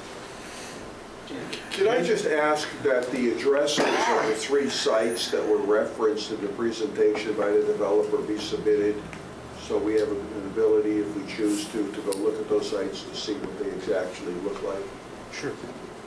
Can you give us those addresses? Yes. For your other sites? Thank you. And on that Cherry Hill, just out of curiosity, does that have public transportation? Or is, because that's one of the challenges we have. We don't have it. So we had a petitioner that wanted to put a 900 square foot 2-bedroom apartments over near Maple Court and Maple Street in that area. And I was on the planning board at that time, and we said, no, you need 2 parking spaces. And he said, no, 1.5. And he brought a project down in Maryland, and he supported it, saying that that was okay, but that project was on the water with public transportation. Obviously, if we had public transportation, we were on the T or something like that, that's a different story. But the reality of today is people are car-bound. And so that's why I wanted to ask about the less parking. Unfortunately, unless we get a public transportation option, parking is going to be definitely needed. Again, we agree there's no public transit. The challenge that we're having with all of our projects with parking is Uber has changed the world, especially for our residents. Again, our residents are different. They're not your typical East Longmeadow resident. With the house and the 2 cars and all that, they choose to live in this environment so they can have some of these services and amenities that they can walk to right downstairs or right out front. And they're far more likely to use Uber and Lyft and all those types of ride sharing services that are out there today. So it's really changing our parking dynamic. And again, across our portfolio, half of our parking spaces are empty. And again, we build them, and we say for market reasons we need to build them. If I'm selling a 2-bedroom condominium, I agree. I'm gonna have 2 spaces for that. But if I'm having a mixed-use apartment, I'm not going to have 2 spaces for that. It's just a waste. Or we should share, and we absolutely, and the bylaw as proposed provides for it, where we're going to share between the commercial, the retail, and the restaurants, and the residential, because the retail is busy at 2 in the afternoon when the apartment person isn't there, and so we can share that type of parking space and have less. Again, it just becomes wasted pavement. You have 16 employees, though, and you said over in the concierge. I thought that number stuck in my head. Did I mishear you? We have 16 employees total. Total. In the project, Different yes. shifts. Well, they'll all be there at a peak shift, yeah. Okay. But, and again, we park them, but again, not every unit's rented all the time. Not every, housing unit is occupied at all times, especially, and again, we think with our demographic, we're gonna have a bit of high seasonality where, we're gonna have, snowbirds and winter birds that, people that are here just for the summer, people that are here just for the winter, and they summer in the Cape or in Block Island or whatever. And so we actually think we're gonna have a high percentage of that as well. So it's one of the reasons why we really believe that less parking is needed. Parking is not an issue again, it'll drive the site plan to a certain extent. So underground or parking garage is not something in your other projects? Or is it all we're talking about? We have it actually in both projects. In Cherry Hill and in Somerville, we have parking garages. But again, the densities are much greater than we're talking here, and just the land values and rents, it's just not necessary. The challenge to all these projects, and again, because we're working together so closely, the challenge to all these projects is construction cost. So you want to make sure that you keep your construction type to one that you can build with concrete and wood, and you don't need to get into concrete and steel, because you double your cost and you're not going to get any more for the unit. So we need to make sure that we're in an affordable construction type. Structured parking doesn't do that. So we want to make sure that we can have high quality amenities in the units and high quality materials outside the units without having to spend a whole lot of money on what holds it up, just on what's necessary. So again, parking drives that to a certain extent. But again, parking, like I said, I'll live with whatever parking you give me. That's frankly not. It's one we'll work with the planning board on and make our case and take them and show them different places. Marilyn, did you have something else? Marilyn Richards again. Just a quick question. Listening to the proponent talking about the demographic of where this zone will be and where this bylaw will direct how the development will take place, I'm beginning to question who's going to be attracted to this type of residential piece. I'm not worried about the commercial piece, but the residential piece. The condominiums that are just a stone's throw from this parcel are high-end condominiums, and they're not selling. So, and they're not selling because East Long Meadow, a town of 15,000 roughly people, diverse backgrounds, we have all walks of life here in town, and I'm wondering how many people in our town will be appreciating concierge living and high-end apartments. That's a valid point. So I'm questioning, when you did your market study, who's coming? Where do you think you're going to draw the potential residents to fill these units that you're going to construct? It's going to draw from as far south as Hartford and as far out as Springfield in the other direction. We expect we'll have as usual, a 25 to 30 mile catchment area. And for that resident, whether it's a young professional starting out that wants, for whatever reason, wants to stay in central Massachusetts, but still have this type of mixed-use living. And then the other half of it is going to be folks downsizing out of the single-family units and either wanting to be into an attached product without any maintenance that they have to do, or into a condominium or a rental product, because that better suits our lifestyle. And the concept of Uber driving, I don't know, I'm going to hang on to my car forever. But the point is that that's just a different mindset that I'm just not used to for the town of East Long Meadow. It's a little bit unsettling, to be honest with you, to think that we're going to build this project and, you know, allow it by right in a district if it's not under special permit, and, Marilyn, can I just give you a comment on that real quick? before I'm you say sorry? it? We're not even there yet, because we haven't got a bylaw approved. well, true, that's true. But, I mean, I'm thinking that's where this is going, that ultimately there will be a bylaw, and I'm just concerned that East Long Meadow sadly will not support this because of who we are. And that's, you know, that's my concern. Who are we building this for? And what risks are we taking as a community? And it's not for us. It's for Hartford, it's for the casino probably, it's for, we're not even near the highway. So that's my concern. You know, East Long Meadow has been always a smaller, more conservative town, and as was said previously, I'm concerned about what's going to happen, you know, with our community if we don't have real controls in place. Thank you. Thank you, Marilyn. Anyone else? Sure. Just, everybody's worried about the concerns about who's gonna fill this, who's gonna, you know, how this is gonna work out.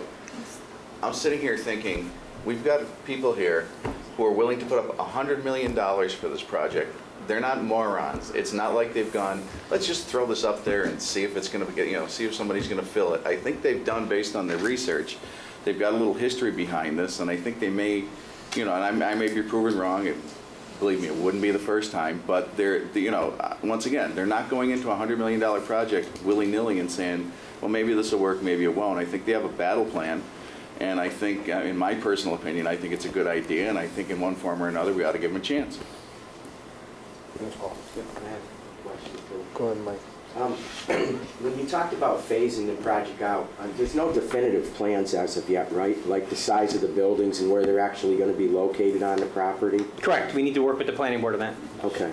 So when you talk about phasing it out, would you build one building and then once that building is occupied, whether it's occupied with commercial, restaurants, tenants, whether it's townhouse or apartments, would you, once that's filled, would you build another one, much like some of these condominium projects? Yes, we build one of each type. You'd probably build, you know, half of the front, if you will. Yeah. And, you know, so you had a mixed-use building with the retail and restaurants to offer, the residential above, and then be able to, then we build, you know, we build a set of townhouses, you know, whatever it is, 4, 6, 8, you know, right. And So then you build a set of condominiums and a set of apartments in the back. And you'd see how you rent. Well, you're right. So you're kind of testing the velocities you're going without, I mean, you're not starting with 600 plus units. Correct. You're not building everything. You're starting when you're filled and you see a demand, you get a waiting list or whatever. Correct. You test the occupancy and then you move to your next phase. Correct. That's why we're saying, So, you know, if you're, that's why there isn't a fixed, you know, how many rentals, how many, because right. we're going to go in and we're going to work with the planning board to here. This is what a rental building looks like. It has 40 units in it, and there's 60, or what's 60% of 40? 24 two-bedrooms, and there's 16 one-bedrooms, and this is what it looks like, and that's what a rental building in the back would look like. If it's a for-sale building in the back, it has virtually the same footprint, but it only has 32 units in it. And again, I'm pulling these out of Hamilton. Right. You know, and because that's, you know, all two-bedroom, for-sale units.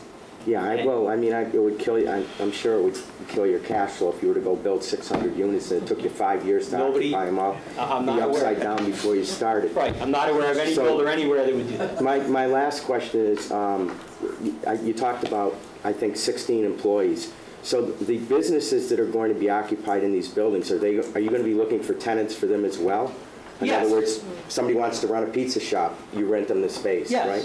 So you won't be engaged in the running of these businesses? No, we do not expect so. You'll be a landlord, renting retail space, commercial space, and for residential people? Correct. Our partners do own restaurants and things like that. So like Wolfgang's, for example, my principal, Jack Morris, is a partner in Wolfgang's. So I'm sure that's one of the things I'll look at and say. Yeah, I don't care who occupies them. I'm just asking. I mean, if you take like a Marriott hotel and they own their own restaurant, they're not renting it out to whatever. They're actually in the restaurant business or partnered up with somebody. So I was just wondering if that was going to create, being a business-friendly community, if there would be,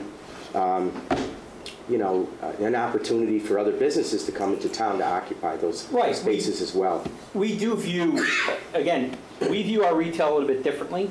And especially here, because we're not on the main drag, if you will. We're kind of half a bubble off. So we view our retail, our restaurants, our services, it's an amenity that sells our project, much like the clubhouse. Instead of having a 5,000-foot clubhouse, I have a 45,000-foot clubhouse. So quote unquote, we kind of have to buy people into it. So we might, a restaurateur wants to come in, like for example in Matawan, our Edge of Matawan project, which I'm sure you've seen it, we have what's called a food hall in there. And what that is it's set up, it's 5,000 feet, but it's set up where, a small entrepreneur can come in and take 1,500 feet in there, but it's already set up with a kitchen. And, he can take 1,500 feet and have some common seating, and it lets that small restaurateur get his start. Because he doesn't have the capital to lay out $300,000 on a commercial kitchen. And you can bring that type of user in. You might bring in instead of having a Supercuts or a Great Clips come in, you might actually fit out a barbershop and let a small entrepreneur come in and get started, because they don't have the $100,000 it takes to put all the plumbing in to fit out a beauty salon. Right. So in that way, we kind of view our retail restaurant space a little bit like an incubator, where we can, have these businesses, that come in that are more local, that can start to grow. One that, the first one that started in Somerville was just Lily Bees. I've talked about it a few times. They sell, what are the colorful handbags? Vera Bradley, thank you. They sell Vera Bradley handbags. That's their thing.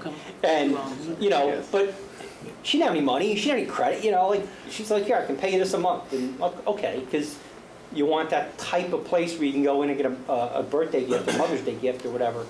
So you kind of buy that type of person in where, they're not going to be able to go into standard retail. Well, plus you need to design your building ahead of time too. You can't have your building built and then have people start cutting it up for ventilation systems and stoves but fortunately, and gas and everything exactly, else. But fortunately we've done this 6 or 7 or 8 or 10 or 15 times. So we understand we're going to need to have chases going up so that we ventilate it all the way to the roof, so we don't have the smells in our apartments, from a pizza oven or a grill or whatever it is. We need to make sure we provide enough plumbing that if we have a beauty salon come in, that they have the ability to have the plumbing that they need for all the sinks, etc. So, that's where some of our experience comes in, that we can set up even the mixed-use buildings where you have to, it's real easy when you're in a one-story, you pop it for the roof and you're done. I need to take it up 50 feet. So you have to plan it ahead of time, and fortunately we've done that a few times. Okay, I'm good. I think Kathy got the question. No, I don't, I'm good. Anyone else? Jim? Can I just, Jim Donahue, Town Council, East Long Meadow. Just to keep it in perspective here, what the developer is saying is nice and it sounds good and it's what he wants to do and what they plan to do. But the function that you're dealing with is not what he's telling you. It's the function of what you are going to allow to happen on this 40-acre piece. There's no guarantee that once you approve a zone change, that any of the proposals that you're hearing tonight are ever going to take place. They could be sold, their rights could be sold off to another developer and another project put in place. So what you need to look at is the bylaw the planning board is presented and how you feel that benefits the community overall, and how that development that you see in your minds as in the best interest of the community is going to happen. And if it's what the developer proposes, great. But don't rely on what he is saying as gospel. He means it, but it doesn't mean that financial or fiscal situations aren't going to change in the future and you're going to have somebody else in here. Or that this 40-acre parcel isn't divided into smaller pieces within the zone to allow smaller development pieces to occur that are unrelated to one another but still fit with the overall of what you're doing. So you need to, I believe, my suggestion is that you consider all of those in any bylaw that you approve for the development of this parcel, for this project, or any other type of multi-development project. Thanks, Jim. My suggestion is this. There's a lot of changes that were brought up in this bylaw that we have here right now. And there's some questions, and people brought up some very good theories, some very good positions, and I think that we should get a subcommittee together to sit down and go over it and actually present the full written language with those considerations taken in with this board, because their hearing is, the public hearing for planning is closed. So I think we should put a subcommittee together to examine the changes that people had concerns about and put it together bring it back and continue this hearing until the next meeting. So we'll continue the public hearing, and then we can address issues such as parking, permitting, the percentage of condos versus townhouses, and topics such landscaping. Yeah, But you're saying the committee would Those do items it. are planning board thing, once they get going. Yeah. I don't think we should discuss landscaping. I don't know if that would... That's No. not- No. that's not- But what we can do is the amount of Language land for the coverage. bylaw. 40, do we like 40%? Should it have 45? Should it be this type So to of get thing? those things concretely written and the language crafted for this bylaw to be without scratch outs and to work for everybody. Which would be allowed by the charter. Which would be allowed by the charter, plus the planning board's public hearing is closed. Tom? Just as a formality to address Ms. Richards about the charter, it does have to be read twice. But that's the final reading, should be with all the amendments, with everything you guys agreed upon. Thank you. Then you can read it in. This is the final reading. Right, but definitely probably not tonight. With no, yeah. If you should do that subcommittee, could I suggest that you include the planner as a technical assistant? Yeah, that'd be great. Because you're not, you're not familiar. It's not my area of expertise, but that's Right. fine. And it's his, so. So others, does anybody want to be on the, maybe they, Mike, I don't know, Don? Sure, throw it on. You're the guy. Yeah, I knew You're this the was planning going that guy. way. Mike? We have to slow down a little bit on my social media stuff, but... Kathy, you want to No, be? I'm good. You're good? So Mike, You you're all don't set? have to read. I'll sit in, yeah. All right. So then Don, you, Could I Mike, and make Tom. another suggestion, that if we're technically forming this bylaw committee tonight, that maybe we could have a meeting as early as possibly Friday, so that Tom would have time to post it, so we're not delaying any aspects? It would have to be in the morning. I got a family event afternoon up in another state. Okay. The planner's available on Mondays and Wednesdays in the morning. As long as they get started, they So can, I was gonna say, you could get Can you started add- and get your can you add parameters that? going. Yeah. and yeah. Let I him don't know. want to unduly delay things, but Right. I think if we can move it quickly, that'd be good, but within reason. So that way we won't have them unduly delayed. We can get it moving as soon as possible. And hopefully by the 13th we'll be able to, We'll give And this Tom some subcommittee should direction come and back time to post it, so we recommendations. can... the actual written, Well, no, but recommendations. Right, it's not something recommendations. clean that we can a clean copy. make a move to Right. come to conclusion All on. right, thank you. Right. Right, because I don't think we should be belaboring this. So that being said, I'm going to entertain a motion to continue the hearing until the 13th. Kevin, Yeah. do we have to mention all members of the subcommittee at this point? No, I think what we should do, if you don't mind, is I think you and I should meet, and we should discuss the parameters, since we're representing and who we'd like Tom, to too. get into. That's what I did with the social media, so maybe we'll talk about our schedules. We're not You guys crazy. Just want to make sure that's okay. that- Yeah, because we don't, it's not a posted meeting with just the two of us. We don't have a quorum yet, so we can try to... Done, there'll be three of us.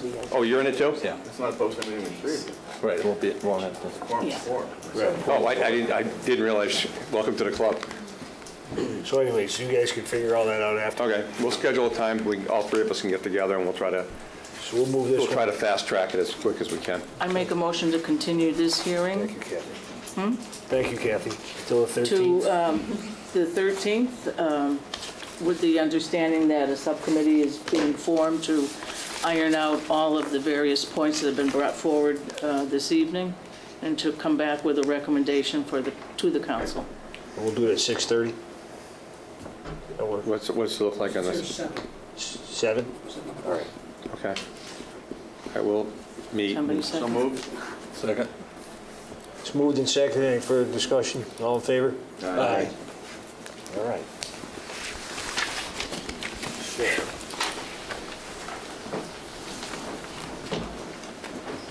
We have a continuation of public hearing for the zoning map amendment. I'm just waiting for you to carry the second, the next one. We're going to continue it to the same night. Okay. We'll make a motion to continue that one to the That's same all. night. Right. I figured that's why you were waiting, but, so we'll do the 13th. What time should we do that one? 7? 7:10. The 13th at 7:10 p.m. So moved. Second. Moved and seconded. Any further discussion? All in favor? Aye. So we'll see you next meeting. Thank you. Thank you. Yes, because they go hands in hand. Yeah. Yeah, an executive. Yeah, nothing for executive, I don't think. Make sure Marilyn gets done. Oh, adult store bylaw. I already told her. Him and her and Ralph. Yes. I told her already. Called him for the adult. I was like, that's Captain Ogden, right? I got it, yeah, I got the reading. One more adult store, yeah. We have, yeah. One more public hearing. Yeah, because it's the second. We have another public hearing. We just have to give that a rating.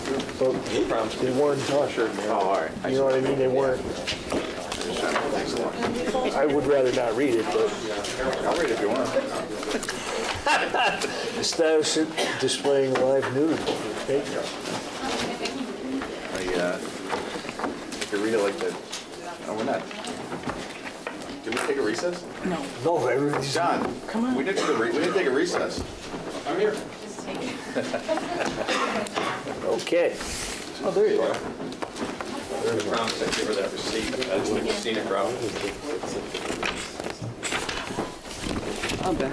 All right.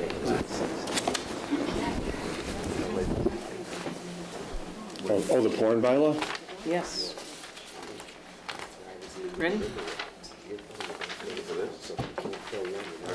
Public hearing. Oh, here we go. All right. All right, now we can do our public hearing, our third one? Fourth one. The reason for this public hearing is to read for the second time a new proposed zoning bylaw relating to adult stores, clubs, and video theaters. Council members are O'Connor, Federici, Manley, Anderson, Hill, and Kane.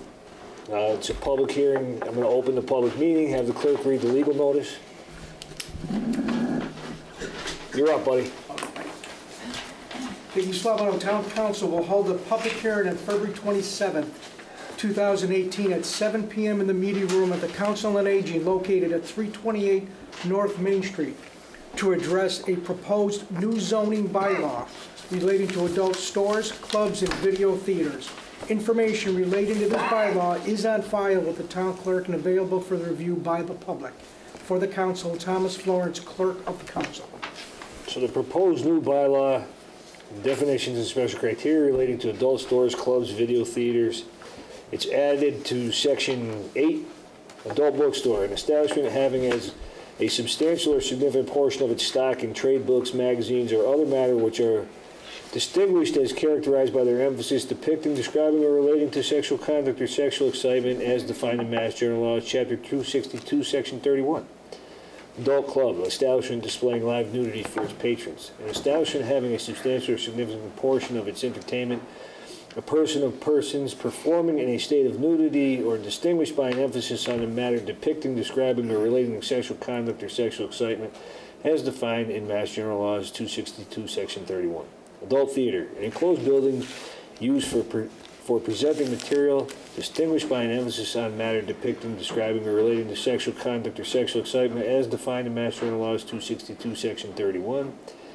Adult use, an adult bookstore, adult club, adult theater, adult video store, and adult paraphernalia store as defined in by this law. Adult video store, an establishment having as a substantial or significant portion of its stock in videos, other matters which are distinguished by emphasis on matter depicting, describing, or relating to sexual conduct or sexual excitement as defined in Mass General Law, Chapter 262, Section 31. Adult paraphernalia store. An establishment having a substantial or significant portion of its stock, devices, objects, tools, toys, clothing which are distinguished or characterized by their association with sexual activity, including sexual conduct or sexual excitement, as defined in the Mass General Law, Chapter 262, Section 31. Look at all this thing. In table use 3.079.4, adult uses not allowed in any zone except an industrial garden park by special permit refers to definitions section under special permit. Add a section under special permit 7.39.1, criteria for adult uses. In addition to the requirements of section 7.2 of the East Long Meadow bylaws, and for an application to be considered complete, the following additional criteria must be met. Adult uses may not be located within 1,000 feet of each other, 1,000 feet of the nearest lot line of a residential district, 1,000 feet of place of worship, 1,000 feet of a school property line or other nonprofit educational use, library or museum, within 1,000 feet of a playground or park. Signage must meet all requirements of section 5.8 of this bylaw, except that no advertisement, display, or other promotional materials to be visible to the public from any public way, including but not limited to pedestrian walkways. If the adult use allows for showing of films or videos within the premises, the booths in which the films or videos are viewed should not be closed off by curtains, doors, or screens, or any other materials. All shall be seen clearly from the center of the establishment. The application for the special permit shall contain the following: names and address of legal owner of the establishment, name and address of all persons having a lawful equity or security interest in the establishment. The sworn statement must be provided stating that neither the applicant nor any person having equity or security interest in the establishment has been convicted of violating Mass General Law, Chapter 119, subsection 63, or Chapter 262, subsection 28. Proposed security precautions, and the number of employees. No special permit shall be issued under this section to any person convicted of violating Mass General Law, Chapter 119, Section 63, or Chapter 262, Section 28. For the purpose of this bylaw, the term substantial or significant portion, see adult use definition, shall mean 10% or more gross sales for adult bookstore, adult video store, and adult paraphernalia store in any form or amount of nudity in an adult club. No obscene matter, material, or conduct as defined in Mass General Law, Chapter 262, Section 31 shall be permitted. Should any provision of this section be declared illegal or unenforceable by the Attorney General or an appeals court, then it shall be deemed stricken from the bylaw, and the remaining provisions shall remain in full force and effect. The end.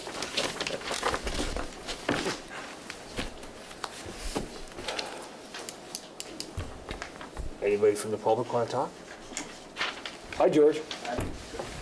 George King. Sorry, George, you were still sitting at the table. 66 Rural Lane, Chair of the Planning Board. I've been, on the recommendation of Town Council, I'd just like to make a couple comments. This use is protected under the First Amendment of the U.S. Constitution. We know that. However, the courts have held that towns can regulate the location and other aspects of this use in order to limit secondary effects of such an establishment on the community. And we have a summary of many reference citations here that was put together by the Municipal Research and Services Center, which is based in Washington State. And I would like to, rather than read 6 pages of this, submit this as an exhibit to the hearing, and also specifically to cite 3 articles. One by Weinstein in the Cardozo Arts and Entertainment Law Journal in 2012, the Association of Adult Businesses with Secondary Effects. Second, McCleary in Law and Policy in 2009, Do Off-Site Adult Businesses Have Secondary Effects? Legal Doctrine, Social Theory, and Empirical Evidence. And Jacobs, Santa Clara Law Review 2017, Making Sense of Secondary Effects Analysis after Reed versus the Town of Gilbert, which was a lawsuit that did not directly address this, but addressed political speech. Just that we do have copies of these articles, and that the Planning Board, in making its putting together the bylaw, specifically was trying to address secondary effects, and the point being that we have legal citations and scholarly papers that support that use, that kind of regulation. So just to have that in the record, that we have done that homework and it's there. Yeah, you just didn't manufacture it out of your head, you got some proof. Yeah, exactly. Perfect. Exactly. Thanks, George. We'll take those and we can put them with, Sure. with that if you have copies. I don't have copies, but I don't need them. I got these from town council, and we can always get them again if we need to have them, so. We'll leave these with the clerk.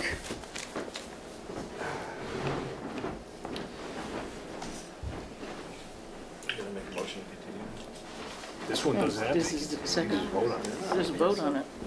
Unless anybody else wants to talk about adult stores, no. All right. One other point, you read section 262 when you were reading the bylaw. I believe it's section 272. We had that discussion We already had last that meeting. It does say 262 here. It is 262. Yeah, we said 272. I dropped the very spec. When I got to that. Okay, it is In the 262. research, he said the 270 should be 262. Fine, Oh, excellent. 72 I just should be wanted to double check. 62 is right. Yeah, okay, fine. Thank you. Okay, thanks, George. That would have been bad. All right, I'm gonna close the public hearing at this point because nobody else has anything to say. We can discuss it amongst ourselves and vote. Ready for a vote. Close I the have a hearing. motion to close. So moved. Second. Moved and seconded. Any further discussion? All in favor? Aye. Anybody want to talk about it? Let's vote. So the motion is. It's on the back Where is page. it? Oh, it's on the back page, that's right. Gotta find it on here. Approve the new zoning bylaw relating to adult stores, clubs, and video theaters as read into the minutes at the February 13th, 2018 Town Council meeting. So moved. Second? Moved and seconded, all in favor? Aye. Okay. That's simple. Jim, is there Jim, anything? you have anything for executive session? That was a unanimous vote you just took to approve the Yeah. bylaw? Yes, it was. All right, we move on to number 11, adjournment. Wait a I'll second. take a motion. Hold on, you want me to stop? Yeah, I think you need a roll call. Oh, we need a roll call vote for it? O'Connor? Aye. It doesn't have to be a roll call, but it does have to be a 2/3. That's Oh, no. No, okay, it's so we- unanimous, it was unanimous, there was nobody voted no. Yeah, Oh, everybody said no, answer no. Oh, good, perfect. good. We good? We have to roll call? It would be better for the record if you had a roll call. All right, let's do the roll call. O'Connor? Aye. Federici? Aye. Aye. Aye. Aye. Aye. I think you have to say the names, but Anderson, aye. The roll call means names. you gotta guess the voice. I got 3/4 of the way there. Yeah, it's only Kathy? 3 hours later. Aye. Mike? Aye. Now we'll move on to 11. Yeah. Motion to adjourn? So moved. Second? All in favor? Aye.